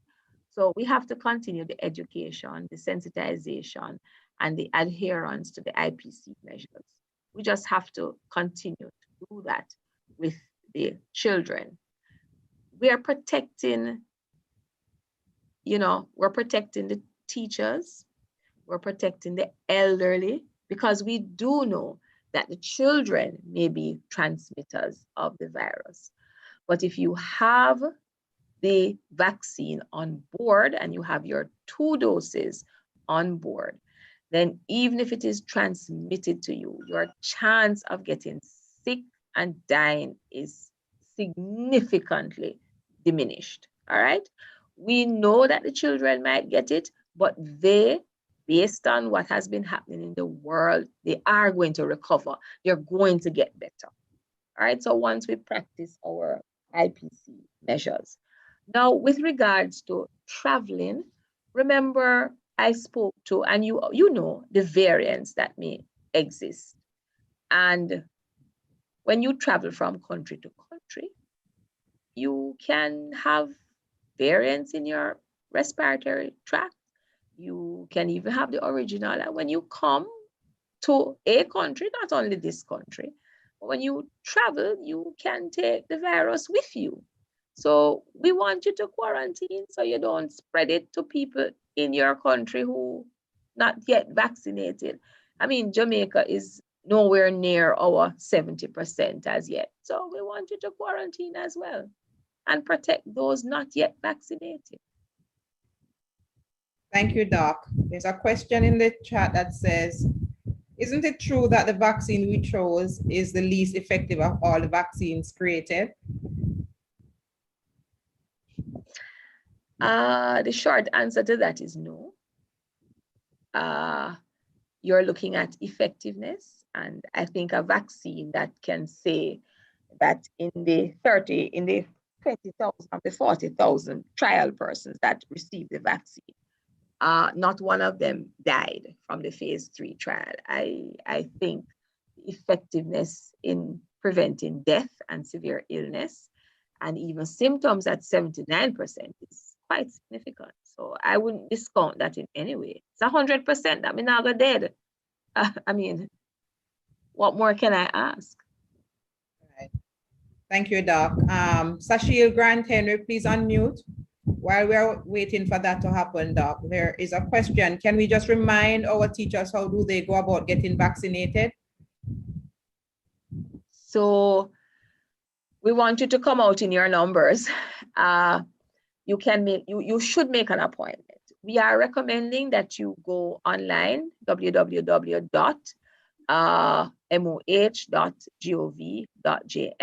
and you make your appointment. We like that because it prevents the crowding, and it certainly reduces your wait time. We have a decent throughput of about an hour, but if everybody come at 7 o'clock, then you know we're gonna have a problem. So we want you to go online and make your appointment. You can also call the 888 One Love number and go that route. But we really, really, really prefer if you go online, make your appointment and get your confirmation. You know, a lot of people make the appointment and they don't follow it through to the last. So you need to get your confirmation. So you have your thing on your phone now. And then you go to the health facility or station that you chose. At the time, we want you to come just about 15 minutes before so we can settle you in and get you started. Thank you, Doc. Sashil, go ahead, please. Followed by Suzanne Williams. Good evening, everybody. I trust you're hearing me clearly. Yes, I am. Go ahead. All right, beautiful. All right. I don't know if the question was answered before I joined, but the question is twofold. One, having contracted the virus or presented with flu-like symptoms, how soon after are you eligible for the vaccine after that?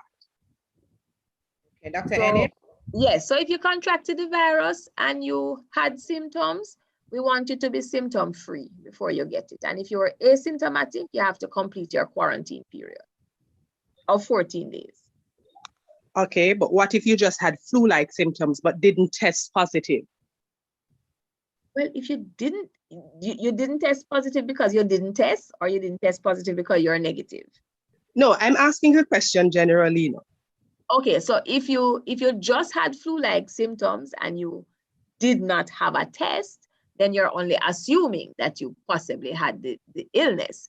And if you had flu-like symptoms and tested positive, then as soon as you're better, you can get the vaccine. Once you are well, you can take the vaccine. Okay. Thank you. Thank you, Sashil. There's a question from Facebook. If you're vaccinated, should you be isolated at home for a time? No, no, no. You are only isolated if you have the illness and you're symptomatic, but we don't isolate you post-vaccination, no. Okay, thank you, Doc. Suzanne Williams, please unmute, followed by Patricia Perry.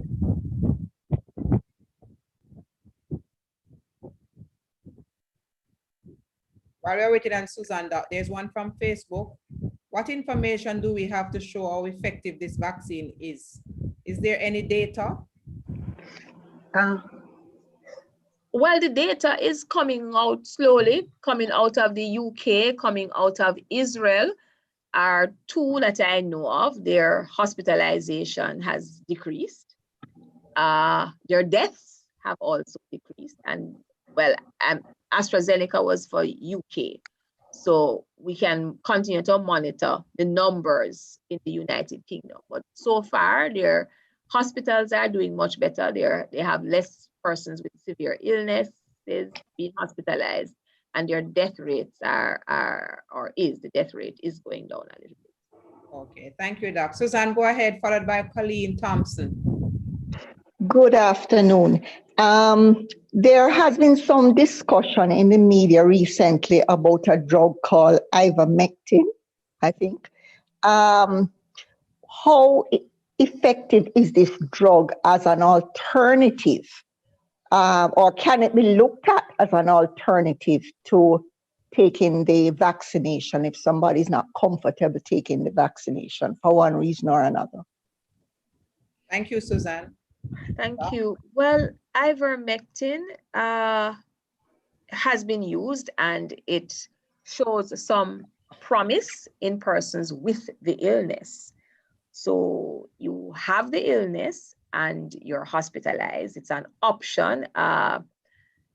You have to look at also countries' regulations and what medications are accepted in each country and how quickly we can get it and begin to utilize it.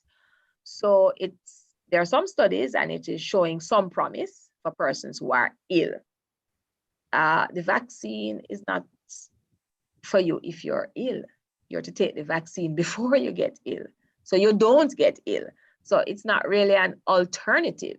If you get sick and you go into hospital and it's offered to you, then yes, ivermectin may have some benefit, but it's not an alternative to the vaccine. Thank you very much, Doc. Colleen Thompson, go ahead, please, followed by Venice Bond. I think we lost Colleen there. Venice, please unmute Venice Bond, followed by Dina Jenkins.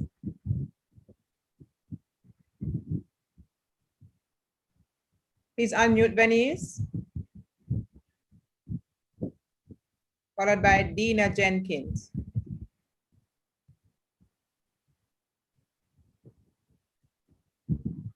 You have to unmute Venice.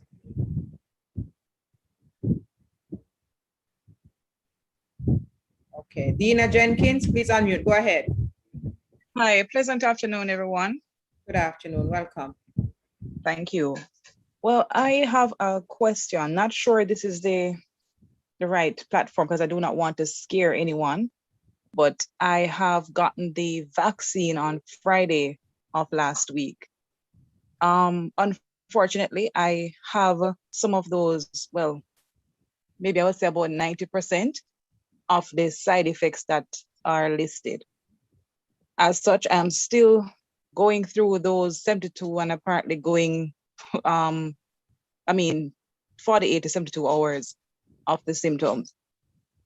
The question I really have, I want to find out, do you still recommend that I go ahead and take the second dose? Because this is very scary right now, to be honest with you.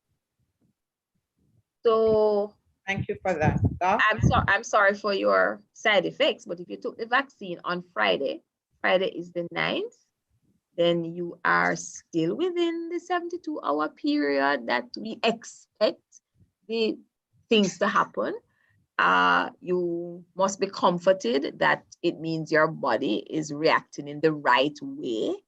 It has recognized the pathogen and it is the vaccine, and it is making the necessary, developing the necessary ammunition. So your body is working well. You're still within the period. So I would not get worried at this point. I would continue to hydrate. I would continue to get some rest. I would eat properly, make sure I'm getting my sunlight in the days, and I would take my Panadol or Cetamol to ease some of the symptoms, and I hope that you do recover, but you're within the illness period, for want of a better term. Thank you very much, Dr. Ennis. We'll move quickly to Paula Turpin-Stewart. Please unmute Paula Stewart, followed by Williams. Then Alana Bailey-Moore. That's Paula Turpin-Stewart. Okay, I think Paula lowered her hand. Williams, go ahead, Williams.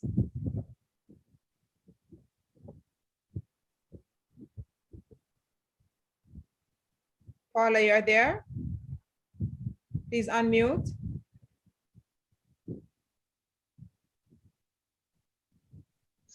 Williams, go ahead, Williams.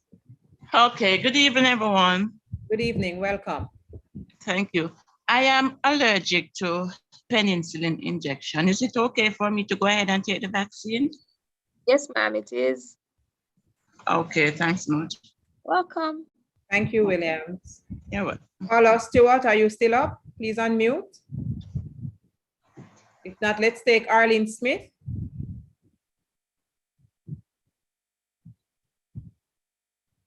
Please unmute Arlene. Nayoka Henry. Okay, we're losing some hands, Doc. They're going down. I think we probably would have answered some of the questions. Arlene Smith, Michael Morgan. Good afternoon. Arlene is up. Go ahead, Arlene. I'm just asking this question. It's been circling on social media. I want to know clarity. Is there anything when you take the vaccine, anything to do with your DNA? No, miss. No, miss. It has nothing to do with your DNA at all. Nothing at all. Thank you very much. Okay, thank you, Arlene. Michael Morgan, followed by Miss Mary. Please unmute Michael Morgan, followed by Miss Mary. Go ahead, Michael. Hello. Yes, welcome, Michael. Go ahead. Good evening to your panelists. Good evening. Taking the vaccine, will it destroy my immune system? Well, my present immune system? No, sir. The vaccine will not destroy your immune system at all. The vaccine is geared at building your immune system against the SARS-CoV-2 virus that causes COVID-19. Now, that is also circulating on social media. If you take the vaccine, then you only have immunity against this, and then you'll die from everything else. Now, viruses and bacteria, you know, they surround us. And it is because of our very competent immune system why we are able to live in this world, really and truly. So if you look at the over 350, almost 400 million persons that have been vaccinated, had their immune systems been destroyed, we would have had deaths left, right, and center. Our immune system is what keeps us alive and keep us well in the world. So if it's not working, because anything, if it's weak, then anything and everything will cause an illness. So just looking at the numbers of persons who have received the vaccine, their immune systems remain competent. Had it been destroyed, we would be having millions of deaths already. Thank you, Dr. Ennis. Miss Mary, please unmute, followed by Melody Burrell.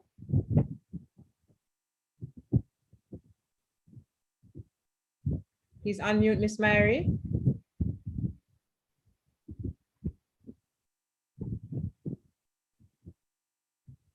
Okay, all right, found it.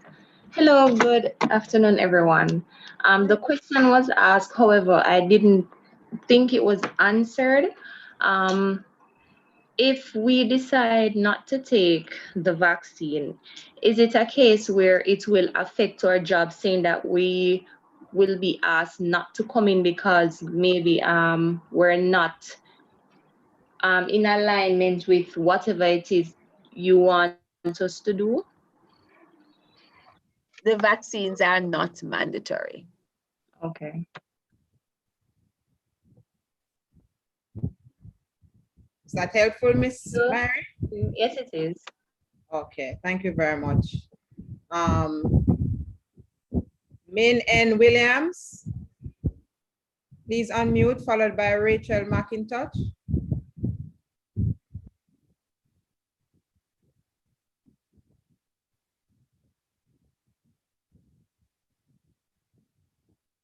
Go ahead, please.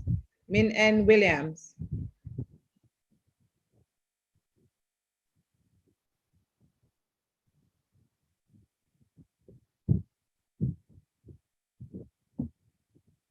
Raquel McIntosh, go ahead. You're unmuted. Oh, good afternoon, Dr. True. Good afternoon to everyone here. My question is twofold.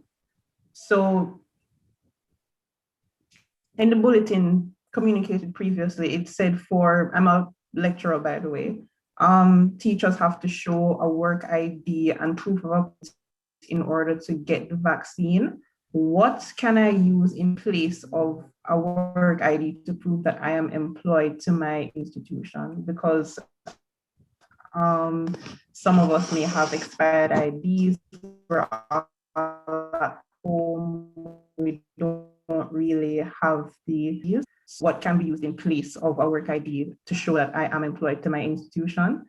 And would I have to register for the vaccine independently or wait for directives from my institution or from my institution to register me? Okay, Doc? Without being very intrusive, we do look at pay stubs. We're not looking on the amount, we're just looking at your name and the institution. So we do ask persons who have expired IDs. Some persons have their pay stubs on their phones. So we do look at that as well. As an, as an alternative. Yeah. Okay. Do the pay slips have to be dated to a specific time period, or can I just submit a pay slip? We usually look at the last 3 months. We're trying to be very lenient, just like what banking institutions would do. So we look at the last 3 months of your paycheck. I mean, we take it as late as 3 months ago. Okay, all right. Anything? What about a letter? Authorized letter from your employer, your JP stamped and signed. We do that too.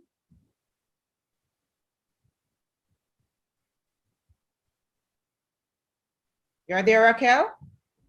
We lost Raquel. Okay, and remember, you can register online.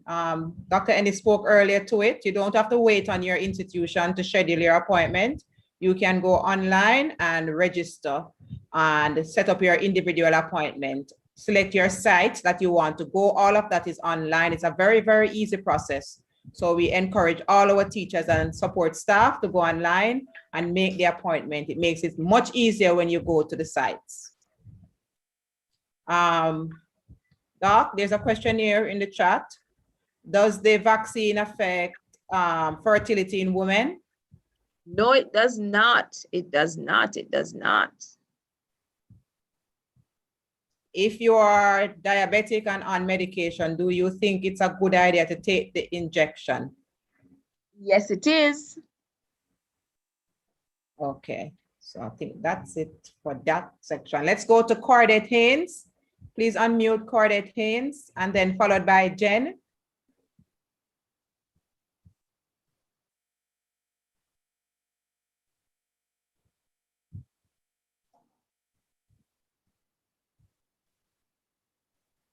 Please unmute Cordette Haynes, followed by Jen. Go ahead, Cordette, please unmute. Okay, good evening, everyone. Good evening. All right, I have 3 questions. And the first question is, if the vaccine is to prevent COVID-19, give me a minute, please. If the vaccine is to prevent the COVID-19, why we are taking it if you think you have flu-like symptoms, or if you don't test positive, can you just go in and do the injection without not knowing if you have the virus, yes or no? That is one concern I have, because I'm saying to myself, if you're going to do the vaccination, you want to find out if the virus is already in your system, so you can know what approach to take in getting vaccinated. All right, the next question, based on listening to the forum, I realize that persons are asking if they have immunity disease, if it's okay to take the vaccination. And I heard doctor said yes. My concern is saying, if you have immune sicknesses, that means that your immune system is weak, therefore your immune system won't be able to work efficiently towards a virus that's already in your system. So therefore, your body or your immune system is weak, all right? Take a vaccine or a pathogen in your system, not knowing the adverse reaction that may cause. Say for instance, you're a lupus person, say for instance, you have cancer, diabetic, yes, take the vaccine. I've heard that over and over in session, but what are those effects? Are those tests were conducted on those persons, saying that those persons with those immunity deficient, those sicknesses, it was proven that it's okay? That is one of my concerns. Based on I am a lupus person, I am considering, is it possible just to go ahead, take the vaccine and not knowing the implication that it may cause. Secondly, persons that have already been vaccinated, that would be the third question. As Dr. said before, those vaccines would have to be distributed in a process of way that those persons can get their second doses. I have seen, and sometimes it's not really good to follow what you see sometimes, but to hear for yourself. I have seen where persons have been distributing the expiry date for most of these vaccines. And I'm seeing where you get that vaccine will be expired tomorrow, which would be, Tuesday, which would be the 13th of April. And I'm saying, based on the amount of teachers, because I'm a teacher, not being already vaccinated, but the vaccination would also have a line of, you will see a stage where you are supposed to distribute this vaccination. It's only one vaccination we have here in Jamaica so far. We have not heard anything about any other vaccination. Is it possible that when those vaccination is finished, how are we going to be able to be vaccinated by the process to carry out our teaching activity? Because as it is done right, for us to get back to normality, that is what we need to do to get vaccinated. But the underlying implication, I am not so comfortable with it, and I would just like those 3 questions to be answered. Okay, thank you very much, Cordette. Doc? Let's start with the expiration. I think that's the last one. Yes. So I am not too sure what the concern is, but it's like food. So, or let's say milk. So if you buy a box of milk today and the expiration date is tomorrow, you drink the milk today. You don't have nothing to do with tomorrow. Tomorrow is expired. You don't use it. You don't drink the milk tomorrow. So it's not that, I mean, when you buy a meal and the expiration date is a week away or 3 days away, you don't buy it because you say, oh, I need to stop eating 5 days before it really gets to the expiration. It don't work like that. You have an expiration date, that's when it expires. If you're taking something before the expiration date, you're good. Nothing is wrong with that. So that's the expiration one. That's the short answer for that. The first question was about the approach and testing. Now, it is not customary for any vaccine that's given anywhere in the world from all the several vaccines that we give for any testing of the disease prior to taking the vaccine. You spoke to the immune system. When you're born, your immune system is almost 0, and you get your first shot of a vaccine at birth. Okay, so when persons say, "Oh, your immune system is weak," a baby's immune system is almost 0. That's why we breastfeed, because mommy's antibodies can help to protect baby, right? Until baby comes up in the world and starts to develop its own antibodies via its, learning immune system. So yes, we do know that if you are immunocompromised, your immune system is not competent. We do know that you will not mount the full 100 response, okay? We know that. So you will not mount the said response that a competent immune system person will mount. With the vaccine, you will mount some response. It's better to mount some response than no response at all. That's what the vaccine does. The vaccines allow you to mount some response. It's not going to be full 100, but the little that you mount will assist in protecting you. So you asked about the studies in persons with autoimmune disease. So those studies have just started, well, not just, it's about 6 weeks now they started those studies with persons with autoimmune disease. So those will be coming out shortly. But the reason for recommending that the vaccines are given to those persons is when you look at the risks and the benefits. So when you have lupus and you get COVID-19, you kind of like get very ill, and most of those persons kind of like die. So they looked at that and they said, the vaccine really, it don't replicate, it's not going to cross over into anything, it's not going to damage your liver, it's not going to damage your kidney. So we don't study it fully, but based on the fact that it's not going to do those things, we offer it to you. So that is why it's offered to persons with those illnesses. But over time, we're going to get more information because they have started to study specifically in persons who are about lupus, doc, she said that if she has lupus, can she take the vaccine? Yes, she is to take the vaccine. Yes. Okay.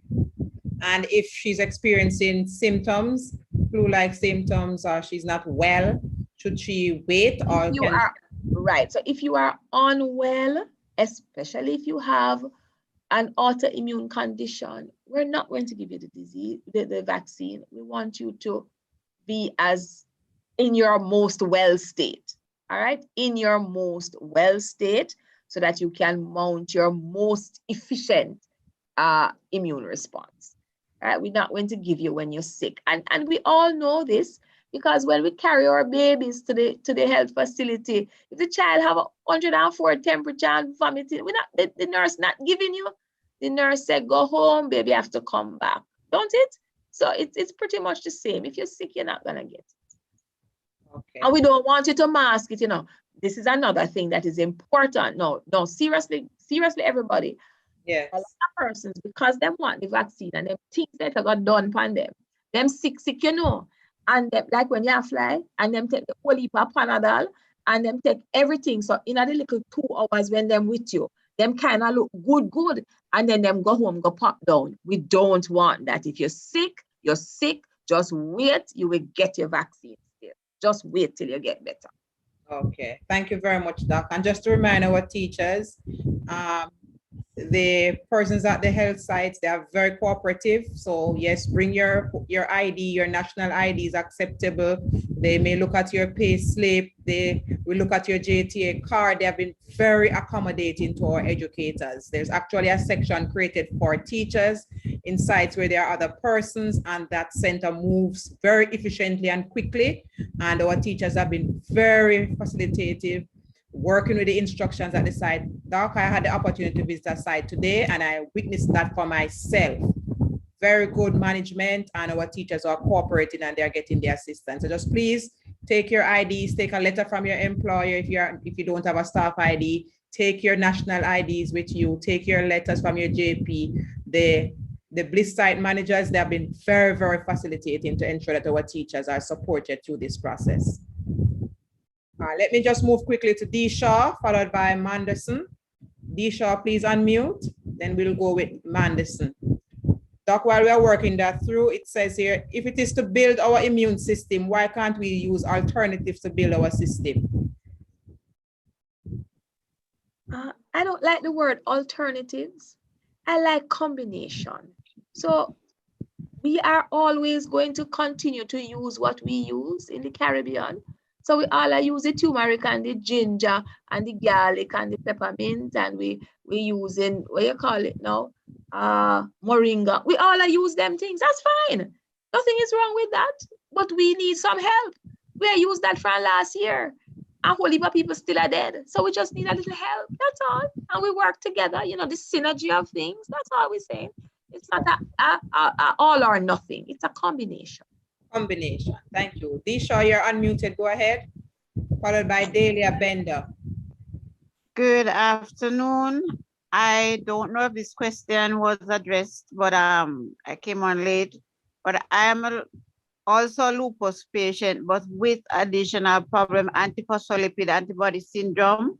I've had several strokes, and I need to know with that clotting issue if it is safe for me with the vaccine. Thank you. Thank you very much for that question. No, I cannot answer that question on this platform. You really need to have a conversation with your managing physician, okay? To look at the medications you're on, to look at the types of clots you have had, to look at where, to look at the condition. You understand? You need a full assessment, especially with those potential things that you have. So I can't answer that one, but I'm going to strongly recommend that you have such a conversation with your doctor and you ask if your doctor gives you the green light just to give you a letter to take to the injection site. Because your site manager, if you tell them, and you should, that you have these things, they're going to wonder and need some sort of confirmation from your physician, okay? Okay, thank you, Doc. There's one here. Yes? Question from the deaf community. Yes, go ahead. Anthony's asking if for deaf persons going to the site, if interpreters will be provided. Doc, can you help us here? So the short answer to that at this time is no. So I am not aware that we have that facility at any of the sites at this time. But I am happy that you have mentioned it because it is something we will need to look at because we are trying not to leave anyone behind. So we might have to partner to get some assistance in this area, even if we can get something recorded, you know, so that they can know the steps to follow when they enter a particular site. So no right now, but thank you so very much for bringing that to the fore. Okay, thank you, Doc. And I'm just going to encourage those persons to just get in touch as you normally do through our special needs office or special needs department will be ready and willing to assist in this regard for those persons in the deaf community who may need some support to reach to a site. We at the Ministry of Education is more than happy through our special ed department to provide some support, Doc. We will work with you to ensure that these persons Thank you. are served. Thank you so very much. And remember, before we get everything seamless and running, good oiled machine, remember to just bring an interpreter with you if you can, you know, to help in the process. Right, and we have some support there, Doc. Thank you. Thank you so much. Okay. Delia Bender. While we wait on Delia, it did say, can breastfeeding mothers take the vaccine, Doc? The short answer is yes. Okay, thanks, Doc. Go ahead, Delia Bender.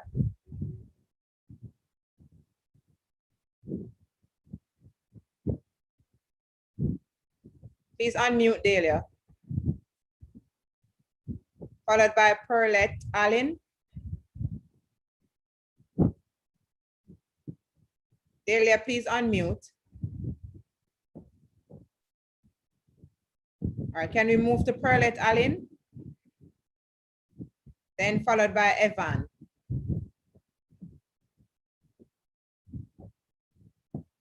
Please unmute Perlette.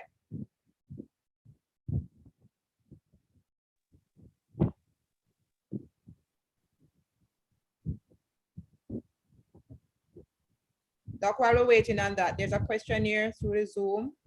Did any vaccine previously administered in Jamaica use the same technology as the AstraZeneca? The viral vector technology was used to build the Ebola vaccine, which was not used in Jamaica, but was used elsewhere. Okay. There's proof of concept. Pauletta, Peerlet, please unmute Peerlet. All right, let's move to Galaxy A20. The person signed in as Galaxy A20. Then we will move to Ann Rob.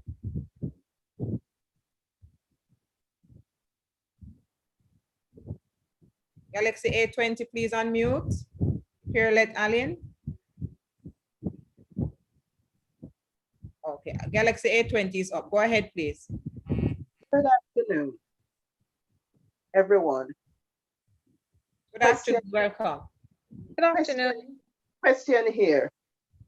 For example, if a person suffers from venous insufficiency, which that person is likely prone to blood clot, can that person take the vaccine? Yes, miss, you can take it. There's no contraindication at this time. Okay. Thank you. Welcome. Thank you. Honorable, please go ahead.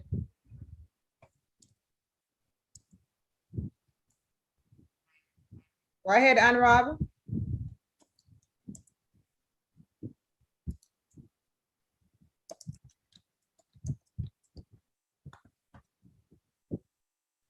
Angelica Dalrymple. Angelica Dalrymple. Go ahead, please.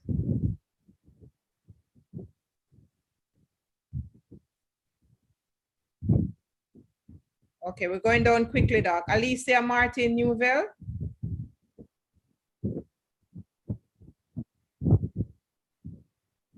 Okay, I think we did OJ already, so let's move. Michelle Smith.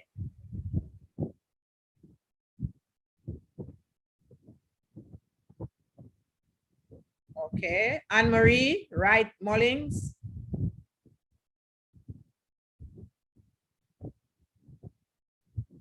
Okay, I'm going to ask the persons if your question was answered already, you may lower your hand, please, so we know who are the persons with pending questions.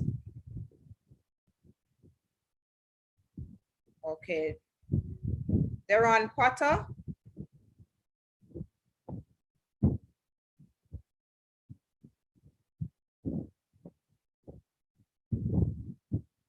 Michelle and Rob, you can unmute if you still want to ask the questions. We have been sending you the request to unmute. Alicia Martin. Okay, Deron, go ahead, please. As a nation, what research have we done on the protection COVID-19 patients who have recovered from the virus they have against contracting it another time? Secondly, how can we confidently say that natural immunity provided by your body is inferior to artificial reaction your body will get after taking the vaccine? Thirdly, which previous vaccination has it been proven that the vaccination protection is more effective than the naturally created antibody protection? Thank you, and lovely quick Q&A so far. Thank you very much, Deron. Doc? We never ever said that artificial immunity is better than natural immunity. What we say is that natural immunity sometimes wane over time, and that is not new. When we were small and getting vaccines, we didn't just get one shot, we got booster shots to help to keep the immune system going, right? The same TED Talks that we spoke about, it's artificial immunity, don't last forever. Remember, you need to get your TED Talk shot every 10 years. So be it natural or artificial, over time, they can wane. So we're not comparing and saying one is better than the other. And you asked about vaccination giving protection. Well, I'm not sure of your age, but vaccines have helped to eliminate certain diseases from the world. For example, smallpox. In the Americas, we don't have polio. And that's just the other day, because if you are born in the 40s, 30s, 40s, 50s, you may have had polio. This debilitating illness that is vaccines that has actually protected persons. But you know, because vaccines have worked so well, and some of these diseases have disappeared, there is a generation or two of us who have never seen it. So we don't know the devastation of polio, where people were being put in iron lungs and they couldn't breathe and they can't move forever and ever, amen. We don't know the deaths of measles. We don't know the mother that had the baby had congenital rubella and died. So we don't know those things because that's history. But it is vaccines that did all of those protections and now makes us so proud, you know. Measles free, we're rubella free, we're polio free, and they can come back because the viruses are still out there. So they can come back. So as we continue to not take vaccines, look at the outbreak of measles that occurred year before last in the UK and in the US, right? It's there waiting. So as we stop taking vaccines, we're going to get iller and iller. Now, with regards to capacity, we simply don't have the capacity to do tests in country, and we proxy other countries. Thank you, Doc. Let's move to Marlene McPherson. Please unmute Marlene McPherson, followed by Erica Coombs-White.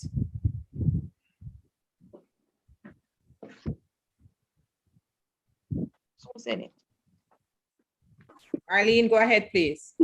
Good evening, everyone. Good evening, welcome.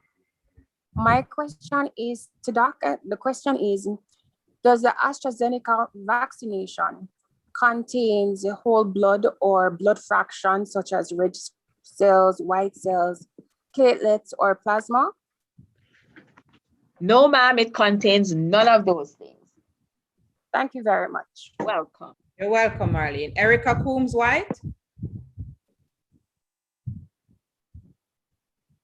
Please unmute Erica Coombs-White, followed by Adassa Luther Scarlett.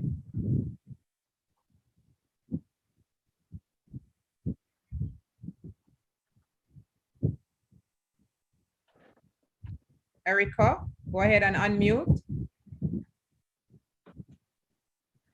That will move to Adassa Luther Scarlett. Good afternoon, everyone. Go ahead. Good afternoon, Adassa. Welcome. Yes, good afternoon. Well, I took my vaccine today. But I am on the because that was recommended by my doctor. I was wondering if I can still continue to take them. Yes, yes, please. You're to continue with your regular medications. Yes. Okay. And another concern I've been listening about this the clot that the AstraZeneca might bring about. I was wondering how early after you have taken the vaccine would that show up? If there is a clot. Average time that I'm seeing is about 10 days. Okay. Oh. So would you recommend that I visit a doctor within 10 days to be sure?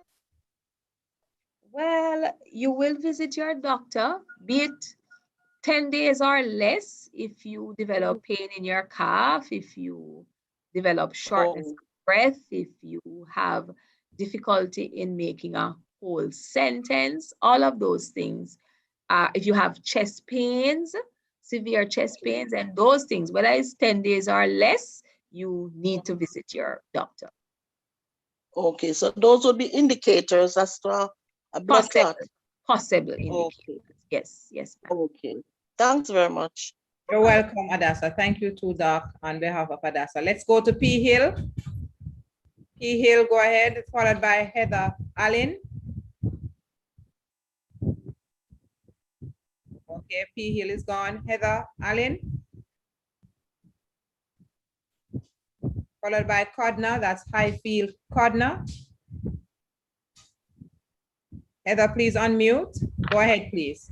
Good evening, everyone. I have quite a number of concerns, so I'm going to ask the questions one at a time. For example, is there any concrete evidence or study to show proof that persons with the following health issues are safe to take the COVID and would not get any blood clots, like persons who have low red blood cell count or anemia, persons who have blood circulation issues, those who have high LDL health issues that show that they have risk of getting stroke or cardiovascular disease, but they are not taking any drugs at the moment or prescribed drugs. Is there any study that shows that persons with a B positive blood type is safe to take these? those who are allergic to penicillin, and those who have a slight increase in white blood cells, are they safe to take the vaccinations with proof that they won't get any blood clots? That's one question. Next question is. Let me ask Doc to take that. Go ahead, Doc. Well, you know, really, the only thing we have absolute concrete proof of is death. There is nothing else we have absolute 100% concrete proof of at all in the world. So I cannot answer that question. Oh, you can't. So there's no evidence. There's no such thing as concrete 100% proof that you won't die. I mean, I didn't say that I won't die. I said that it is safe to take the COVID and will not get any blood clots. Well, there is no absolutes, my darling, absolutely none whatsoever. So I could not say that. It is the risk. You look at statistics, my dear, and you look at the risks and benefits of some. Is there any study? There is no study to those things in particular.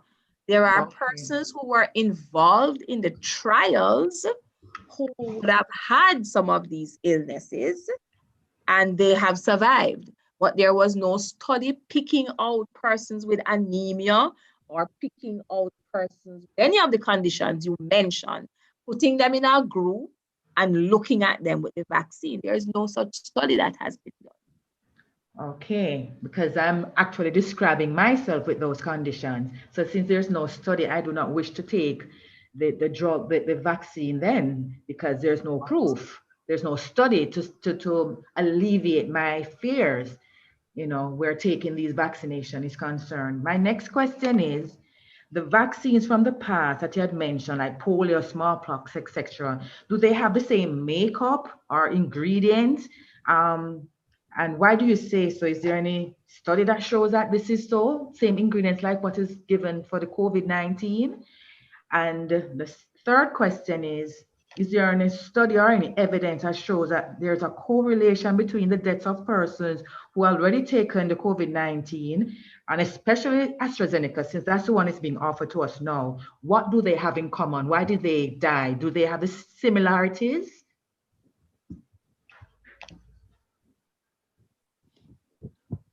No? I'm trying to process the last question. Correlation with what? A similarity with what? Please help me. The persons who have died. I know some have, I'm not sure how to pronounce it, asphyxia. I'm not sure of the anaphylaxis? That's the one? Right. Anaphylaxis. Some have gotten that shock, some have blood clots. Is there is there any study that shows there's some correlation between those people who have died, unfortunately have died because they have taken COVID-19 vaccinations? Is there any correlation? Do they have anything in common why they are victims of this? Well, the studies, it's not a study that happens when you have these adverse events. What you have is an investigation as to what the possible cause is. What you try to do is to determine if there is cause and effect. So if I got the COVID-19 vaccine yesterday and I die tomorrow, I'm going to be labeled as a death following COVID-19. But my death might be due to a car accident. It is still classified as a death after the vaccine because I did take the vaccine and I did die. So the investigation begins. No, I'm not talking that. I'm talking. I'm saying to you, hold on. I'm saying to you in the same way that after the vaccine, I develop a blood clot. After the vaccine, I develop an allergic reaction. The investigation begins to see if there is a cause and effect.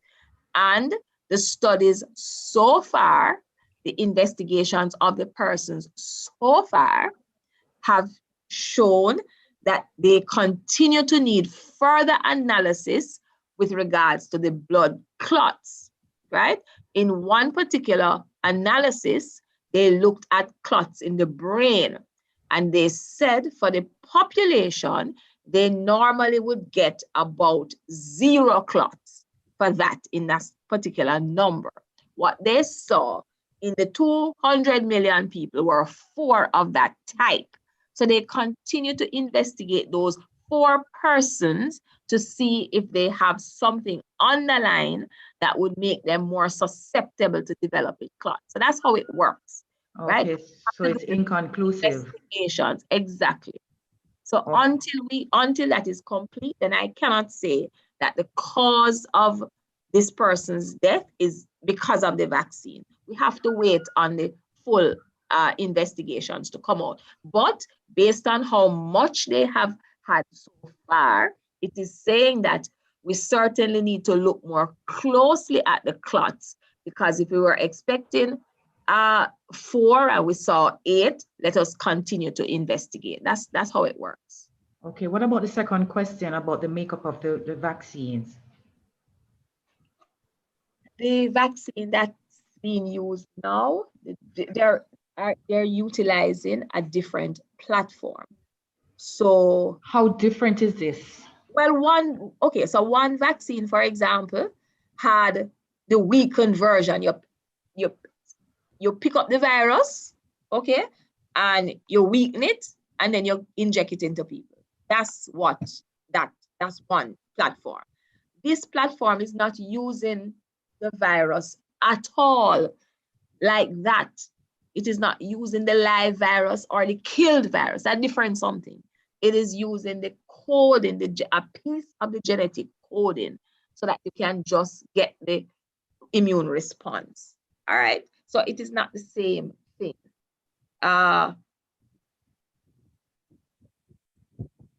It's not the same thing. Okay. It's like a car and a truck.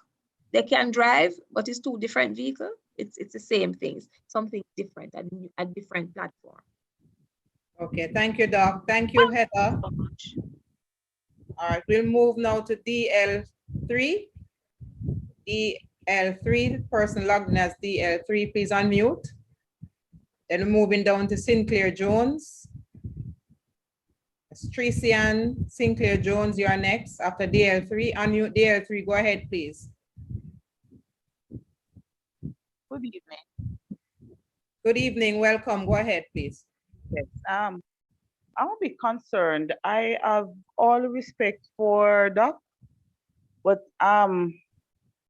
listening to her, when most persons ask if they can take, oh yes, go ahead and take it. What proof? You're saying persons to go ahead and take, yes, man, go ahead and take it. Some of the stuff I agree with, when she says that, okay, contact your doctor or so on. Fine, that's fine.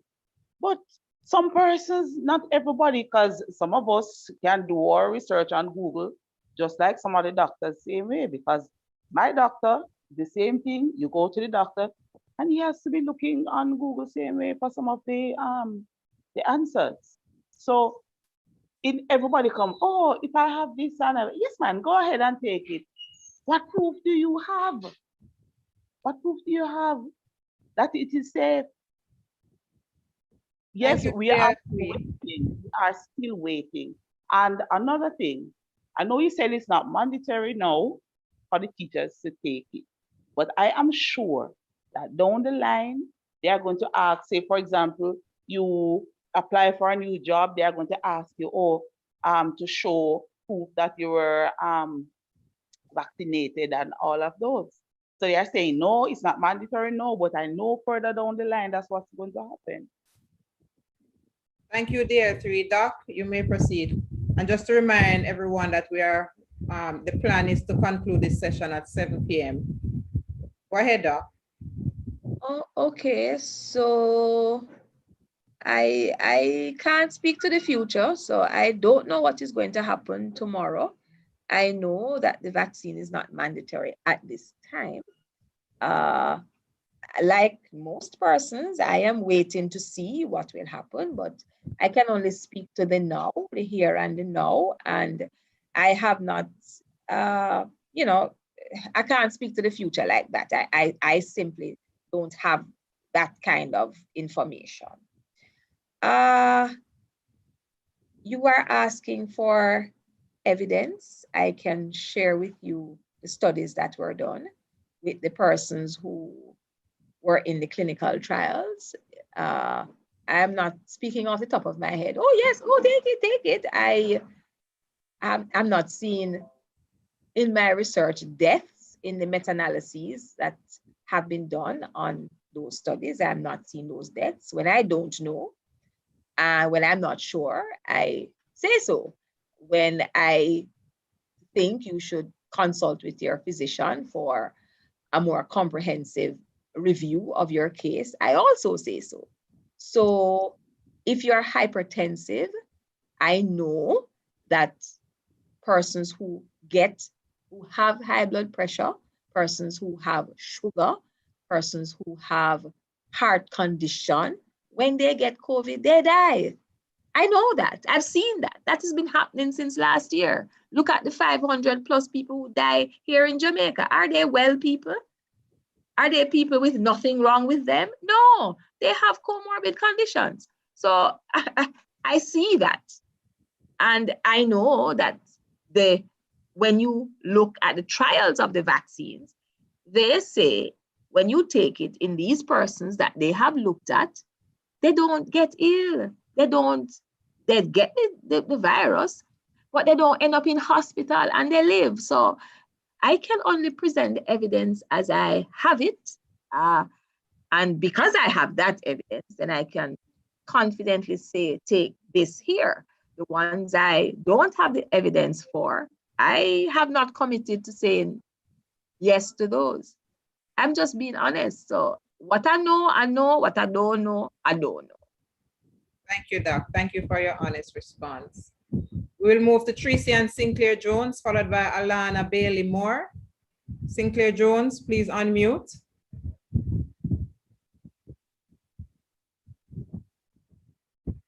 Okay, we'll move next to Alana Bailey Moore. We have to move quickly. We are running out of time. Sinclair Jones here. Good afternoon, everyone. Good evening, Ms. Jones. Quickly, please, go ahead. My question is, I've decided to go ahead and take the vaccine. However, going on the website, that is the one you go on to register, I'm seeing where the slots are filled, all the dates are filled. And I've been trying from this morning. I want to know, can I just show up? Will I be processed then with my JTA card and everything? Once I show up, will I be processed? Doc?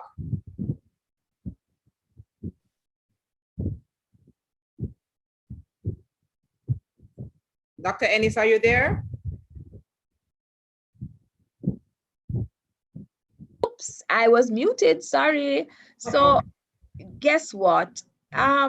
Yes, you will be processed, but you're going to have to wait. And we don't want that. We don't want the long wait and the frustration, you know. And then the other thing is you might show up when there's a crowd and we have to tell you to wait far. And, you know, it's just a problem. So I am looking at the sites. You sure no site not that they were not full for you? Serious? Because I am in this town area. Spanish so town? Right. So I wanted to go by the St. Jago Health Center. That's where. Right. Okay, so tomorrow you don't get it yet. So I look in, we are opening St. Catherine tomorrow. Tomorrow is Twickenham Park Open Bible. You clicked on that one and it was full? No, I was trying for the St. Jago. No. So Twickenham Park Open Bible will be open tomorrow. And I'm looking at some of the appointments and it still have some space. And on Tuesday, hold on, Tuesday now. Tuesday, let me tell you, Twickenham Park, we're open again. Sligoville, we're open. Linstead Anglican Church, we're open. Waterford, we're open. So you have a little, go back on it and look a little wider than just that one. All right? All right. Thanks much. You're most welcome, Tricia. Thank you, Doc. Let's move to Dion Riley, followed by Charmaine Murray. Dion Riley, please go ahead. Please unmute. followed by Charmaine Murray. Go ahead, Dion. Hello, doctor. Good evening. Welcome, Dion. Go ahead. Yes, I had DVT. I was on warfarin. I really want to register and take the vaccine, but I'm not sure what to do. Read the blood clots. I heard you told one that, you know, within 10 days, if you have symptoms, you're to go to your doctor. But I just heard that just before, so I'm just wondering what to do right now. So let's help you a little bit. It is, forget the 10 days for now. If you take the vaccine and you have any of those symptoms at all, well, it is day 1 or day half. You know, if you're getting chest pain, shortness of breath, pain in your calf, then you should seek medical attention. When I mentioned 10 days, someone had asked approximately, on average, how long it takes for it to develop, and that was the 10-day part. But once you have in any of those symptoms, you are to proceed to your doctor. Again, I can only tell you what I have read. So I've looked at the interim guidelines from PAHO WHO, and it did not state that if you already had a DVT, that you're not to take the vaccine. It did not say so. So I cannot advise you not. The recommendation is still to go ahead and take the vaccine. Thank you very much, doctor. You're welcome. Thank you, Doc. Let's move quickly to Miss Brown. That's I Brown. Then Carlington Francis. Miss Brown, please unmute. Miss Riley can mute, right? Miss Brown, quickly. Carlington Francis. Hi. Okay, go ahead, Miss Brown. One, to start, I must say that I wasn't thinking of getting the vaccine, but then yesterday after speaking with some of my colleagues, yes, I decided that maybe I'd get it. But after hearing you speak, doctor, I'm gonna be frank and honest. I am even more scared than last month and the month before, to be honest. One. Two, question, what's your take on the ozone therapy that has helped Dr. Andre Williams as well as other persons who have contracted the COVID-19 virus, and it helped them immensely? Because that's one of the other alternatives I was thinking of when I heard of it, based on the fact that I can go far into history by reading and seeing where it does help, not only with COVID-19, but other things, as other viruses as well. And the fact that I have heard Dr. Andre speak clearly about it, and I've seen the video as to the process that he takes in doing the ozone therapy. What's your take on the ozone therapy? Although I'm already terrified of taking the vaccine based on your dialogue with the persons on the platform currently. Thank you, Ms. Brown. Doc? Okay, so I was going to ask you, scared of what? But you've told me. So, okay, fear at times is healthy, but fear can also paralyze us into not doing what we should do. And a lot of times we are fearful of the unknown. You know, you think it's going to hurt, you think it's going to do you something. And because we are overcome with so much fear, we forget to look at the facts. So I just want to encourage you to continue to seek the facts, put the fear aside a bit, get the information and process. So that's that one. But take your time and make up your mind. When it comes to ozone therapy, as I have mentioned before with other treatments, I am not here to compare treatments. I am here to offer something else. That is all I'm here to do. And I'm showing you the reasons why this should be an addition to your artillery. That's all I'm saying. It's an addition and why it should be. So other therapies do work. We have always had a challenge with lots of natural medications, not because they don't work, but because we can't prescribe precisely. So it might work in Dr. Troop, and it might work in me, but it might not work in Dr. McLean. We don't know exactly how much. And that is a challenge, but I would never sit here and dispute that various therapies don't work. I again go back to the facts. I'm looking at COVID-19. I'm looking at over 2.9 million deaths. I'm looking at all the natural remedies that have been used. I'm looking at all the ozone therapies that have been used. And I'm still seeing 2.9 million deaths from the disease. Okay, so all of those things are a part of what we can use and maybe should be using. But this is just something else to use. It's an addition to all of those other things. So please don't think that it is an all or nothing thing, that I'm saying that turmeric don't good and garlic don't good and don't take that, just take the vaccine. Not in the least. We believe in eating healthy. We believe in exercise and sleep. We understand that natural therapies work, but we need additional help sometimes. And the vaccine is just an additional help. That's it. Thank you very much, Dr. Ennis. We are running out of time, Doc. This session is set to conclude at 7. I'm seeing we have over 70 hands still up. So I just want to remind our participants that we will have other sessions coming up. We will have other sensitization sessions. Just please stay tuned. We will see the communications coming out. We will be sending out our bulletins. We'll be sending out our flyers and messages on all our social media pages.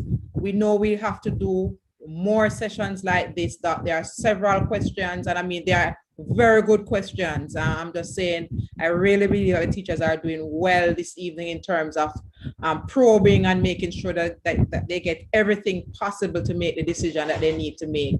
But we're not going to be able to take the 70 questions that are pending tonight, but I will push on to see how far I can get, Doc. Please bear with me. I'm going with Sandra Grant, and then I will announce where we'll cut off. Go ahead, Sandra Grant, please unmute. Followed by Tatlin Watson.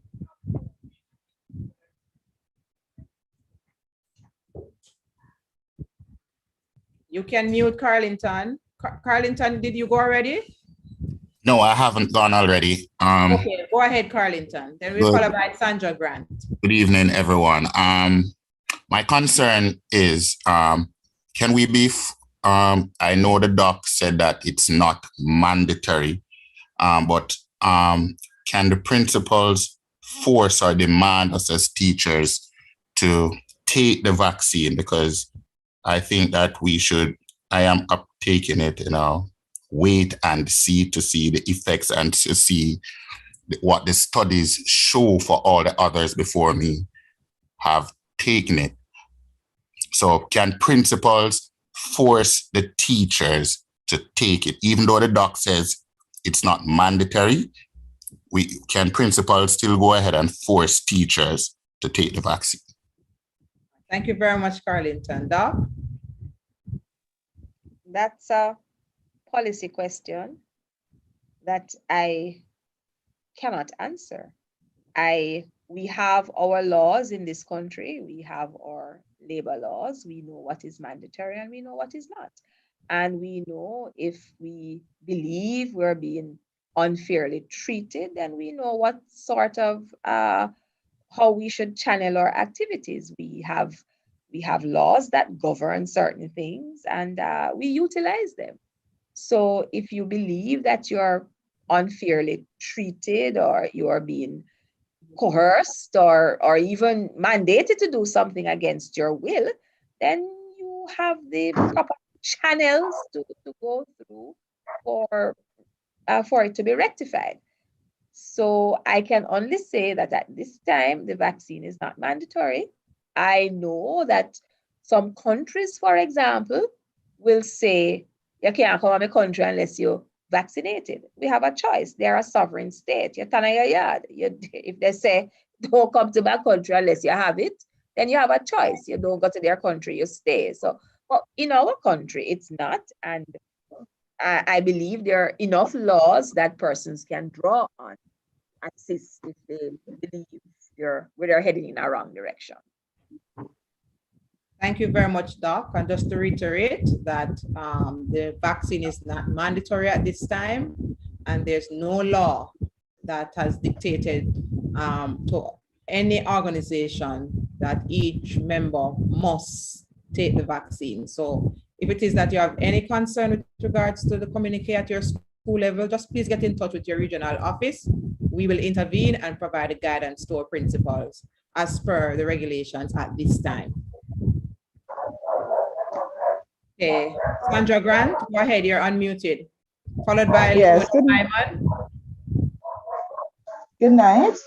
Are you hearing me clearly? Yes, go ahead, please. All right, good night. All right, thanks again. All protocols observed with the panel. All right, for the doctor, I appreciate you, taking the time to come out and share with us what you know. And I must say that I would not like to be in your position right now, being that, it's a lot, it might be a heavy thing for you to be in.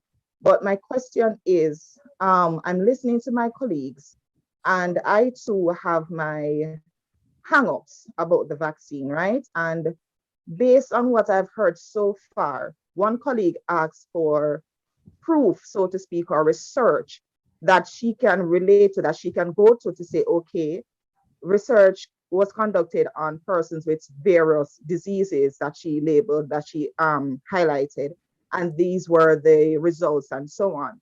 But listening to the answers that were given and everything, I'm now still confused in terms of if we as a people, as a medical community, if we're still unsure of how the vaccine will affect us, why is it that it's not being put on pause for us to gather more information? Why is it that we're still rolling with it, even though we're still not sure what might or can happen? Thank you very much, Ms. Grant. Doc? I'm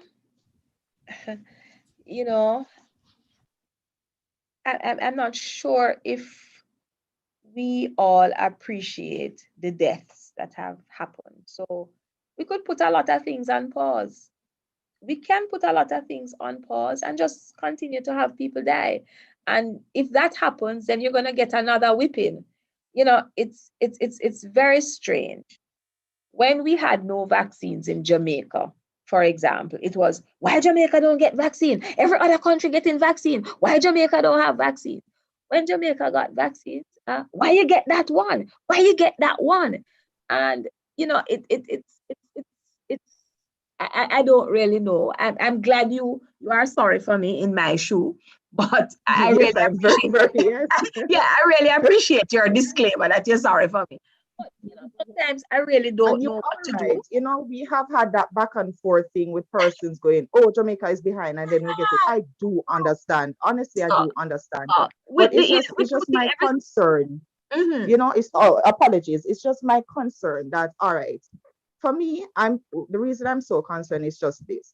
For me, a risk is putting all my life savings in a business and then knowing that it might fail or not, right? Which the outcome, if it's a negative outcome, I know that I lost my savings, but I can regain. But with this now, with persons with, I'm being asked now to take a vaccine, and the risk is my life, at the end of the day, that's heavy. But the risk is not your life. How you get the risk to be your life? How you get the risk? Because there's no, not your life. Hold on, stop. If I could get a research to show that, all right, the colleagues who asked about the illnesses, I'm asking because I have underlying issues, like several. So if I could get where research was done by medical team now, persons who are qualified to say this research was done, as a colleague asked, and I think she mentioned that you were stating for persons to just go ahead and do it. If I could get a researcher, to say go to that source, that credible source, to But say I this answered that research was done. question. I answered you. Oh, You're so not okay, listening great. to me. You I could am just point me to saying the that direction. the results, the Grant, can you just reports, listen? hold on, the reports of the clinical trials that were conducted with the persons are available. They are available. They're not And hidden. these are persons with the underlying issues? I said that persons who were in the trials had various conditions. The question that was specifically asked was if persons with, and the listing was specific. So if there was a study on people with anemia, there was no study with everybody on anemia. So I could not say point you to that study because I don't know of any. But if you have 40,000 persons in a trial, then my darling, somebody must have hypertension. You can't have 40,000 people across the world and none of them don't have sugar and none of them don't have asthma. What happens that you choose people in your study of varying ethnicities, of varying ages, with different conditions. Now, the studies were done with those people and them live. I can't say specifically that they took out 10 with anemia, and this is what happened to the 10. I can't say that. But of the 30,000 people, or AstraZeneca was 40,000, of the 40,000 people, they have people with various conditions and they did well. So that's all I can say. So I could not speak to the specifics of what your colleague asked. I would be lying. So okay. I understand your concerns, and I understand that you want absolute assurance, but nobody did any study on COVID and it killed people. So are you prepared to take your chances, die with COVID, or take the vaccine and live? I mean, we have to be practical. And maybe it's just 500 persons in Jamaica that have died. It's not close enough to us yet, but I'm sure in Italy, where a chunk of their, I mean, when I talk about 2.9 million deaths, you know, that's the entire population of Jamaica. The entire population of Jamaica would be wiped out if COVID, if all of the 2.9 million people around the world were us. You know, there'll be no more Jamaicans. I mean, we've got to look at things, you know, in a different way, with an opener mind, if I can pause it. You know, just let us look at the facts. What is it? 350 million persons have taken the vaccine. And they're okay. I mean, we keep waiting. What we're waiting on? And in the same breath, we want to stop wearing the mask. We're tired of the restrictions, but we're not doing anything to move us away from it. We need to step back now that we have the information. We need to step back and just start afresh and go through again to see pros and cons, and make a decision. All right, and continue to get more information. Thank you very much, Dr. Ennis. P.S. McLean, it has been a very long evening. We have expired our time, over 3 hours of discussion, and I know Doc's supposed to be very tired, but she has been exceptional, exemplary. We are so proud of you, Dr. Ennis. And I think our listeners are proud of you too. They have been sending in some commendations. You're a Jamaican, and we are very, very proud of our health. To the core, I am Jamaican. All right. P.S. I'm just going to give about 5 extra persons, and then we will wrap up. Doc, we have a long list, but I'm going to take just 5 extras. I'm going to go down to Leonie, Mama Lee James, E.B.W. Campbell, and Patricia Perry, and we'll close off after Patricia Perry. Go ahead, Leonie Hyman.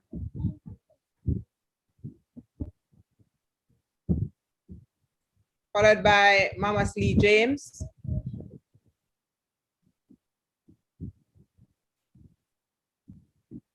Leonie Hyman?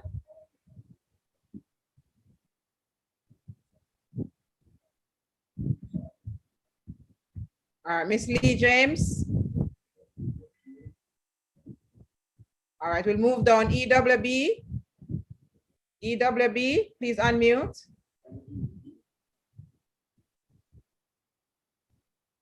Campbell?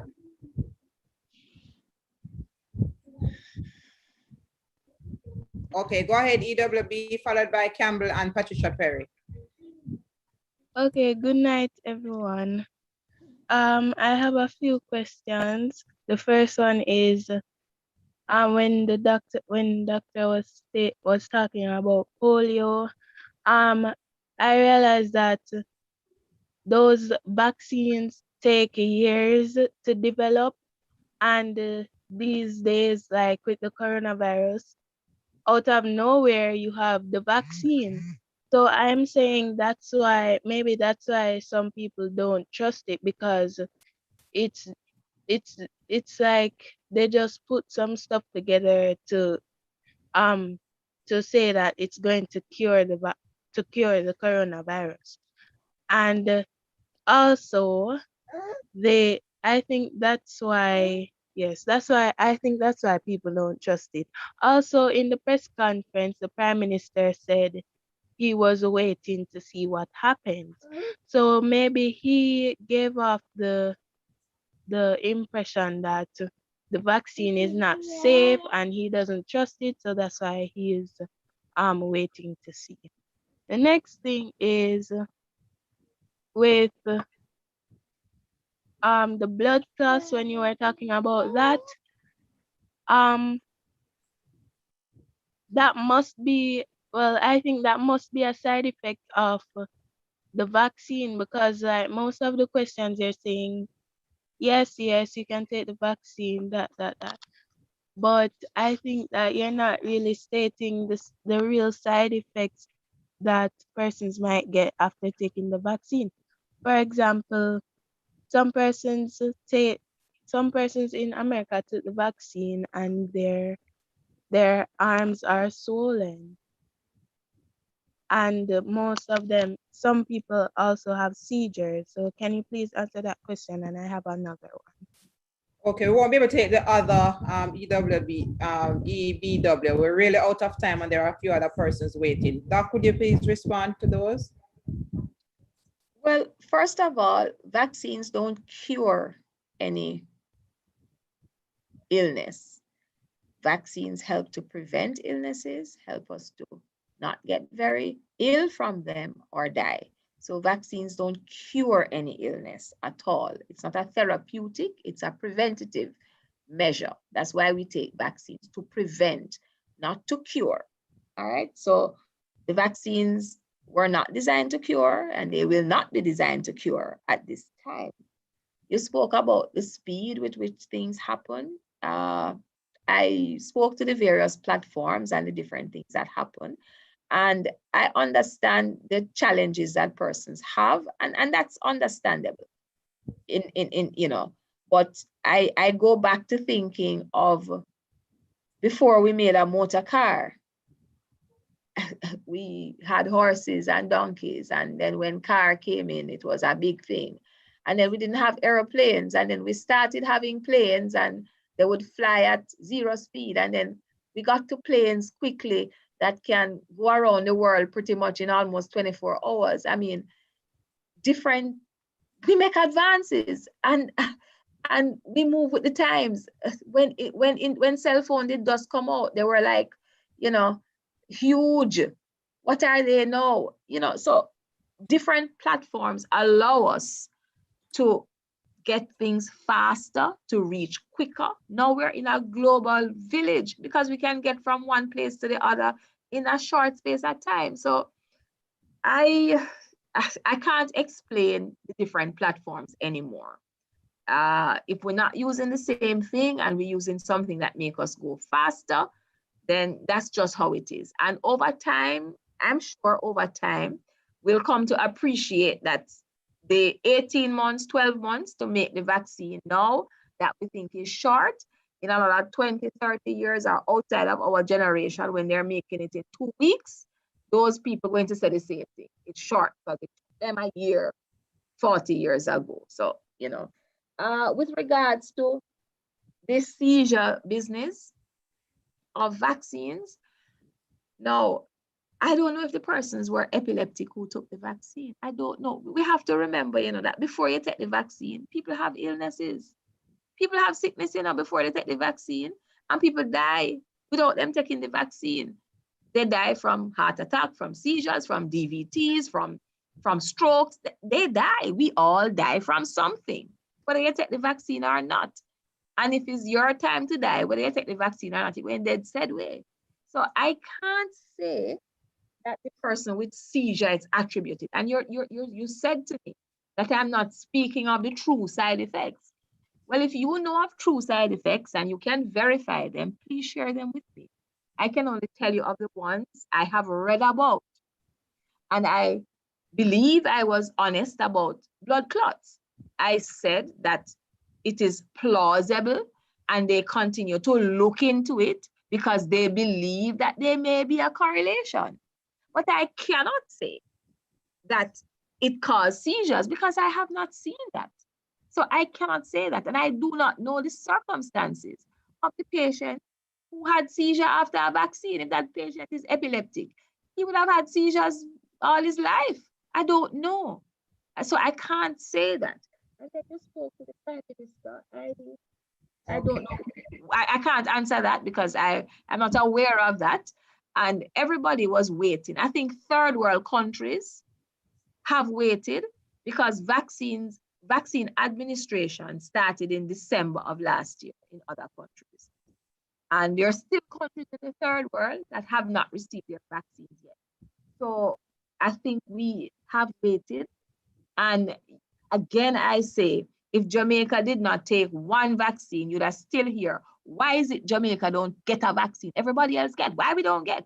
When we started vaccinating people over 75, why 60-year-old can't get? We did 60.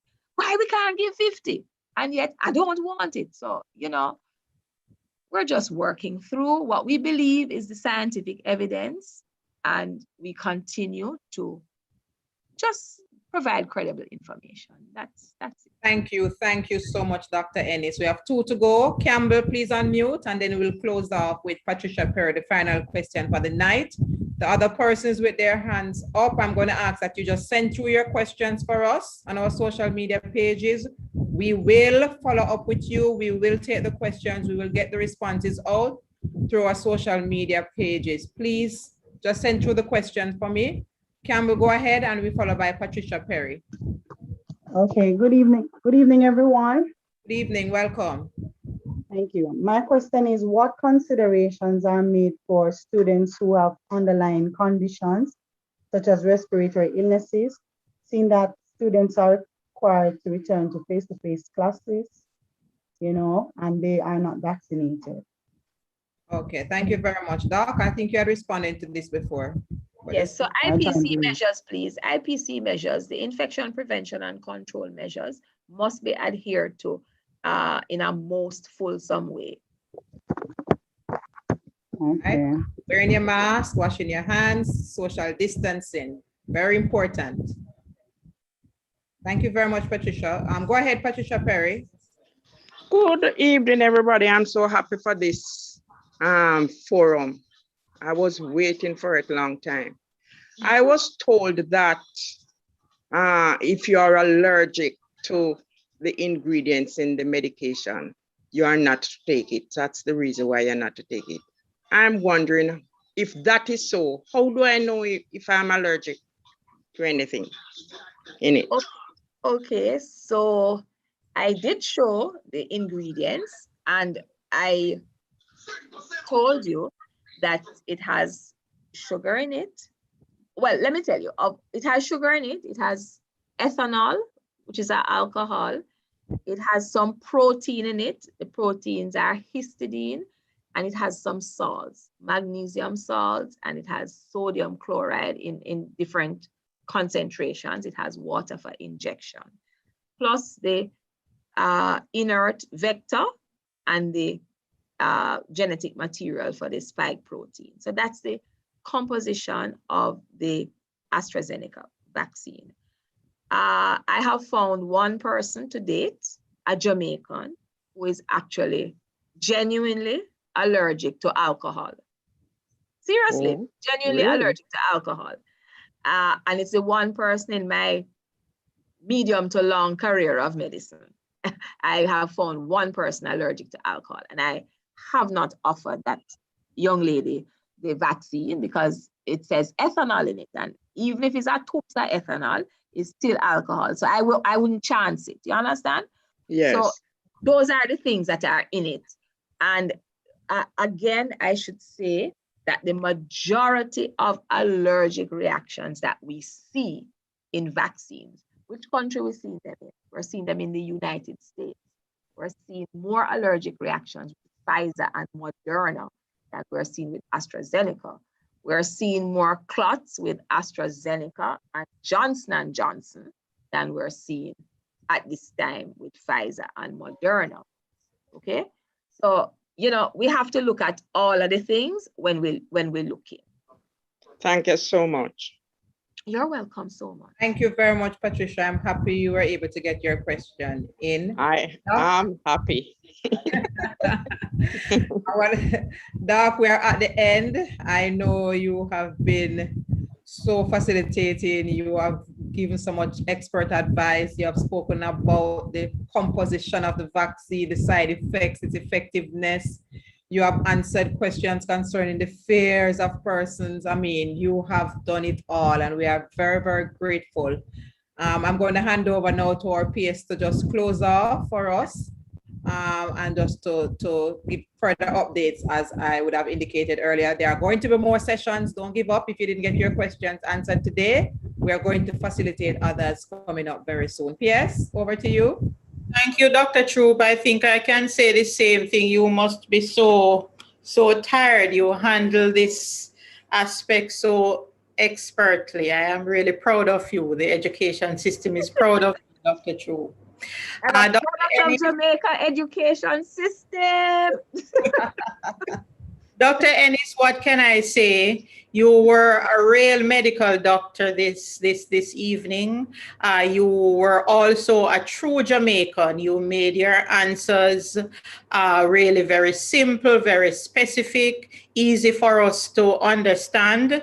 And of course, when you go into the Jamaican vernacular, then it actually just allows us to realize that we are all Jamaicans, we are in the same boat, and we all just need to pull together. My teachers, principals, other schools, administrators, ancillary staff, it really has been an excellent evening. We have covered a lot. The fact that we still have over 1,000 persons on both platforms after 3 hours, it simply means that we must get out additional information and we must reconvene to respond to the other queries and concerns that you have, because collectively, as a nation, what we want to do is really to save lives. And when I listen to some of the concerns, there are real concerns and real challenges, and you really just want to have the answers for us to be able to, for you to make a decision. And so we want to thank you on behalf of our Minister of Education, Youth and Information, the Honorable Favour Williams. At the 1,000 mark, she got bumped off Zoom, but she's actually following us on Facebook. And so we want to thank her for her insight and for allowing us to have this session this afternoon with our teachers. Let me extend special thanks to our interpreter, our signer, I think you are called, sir. You have also done an excellent job. We have noted the questions that that community would have asked us, the deaf community, and we'll have to make sure that we support, as Dr. Troop indicated earlier. Let me thank the administrative team from the Ministry of Education, the communication team, and of course, the Jamaica Information Service, whose platform we are on this evening. evening for this most enlightening session. Ladies and gentlemen, do have a good evening. Let us continue to pray for each other. Let us continue to support each other.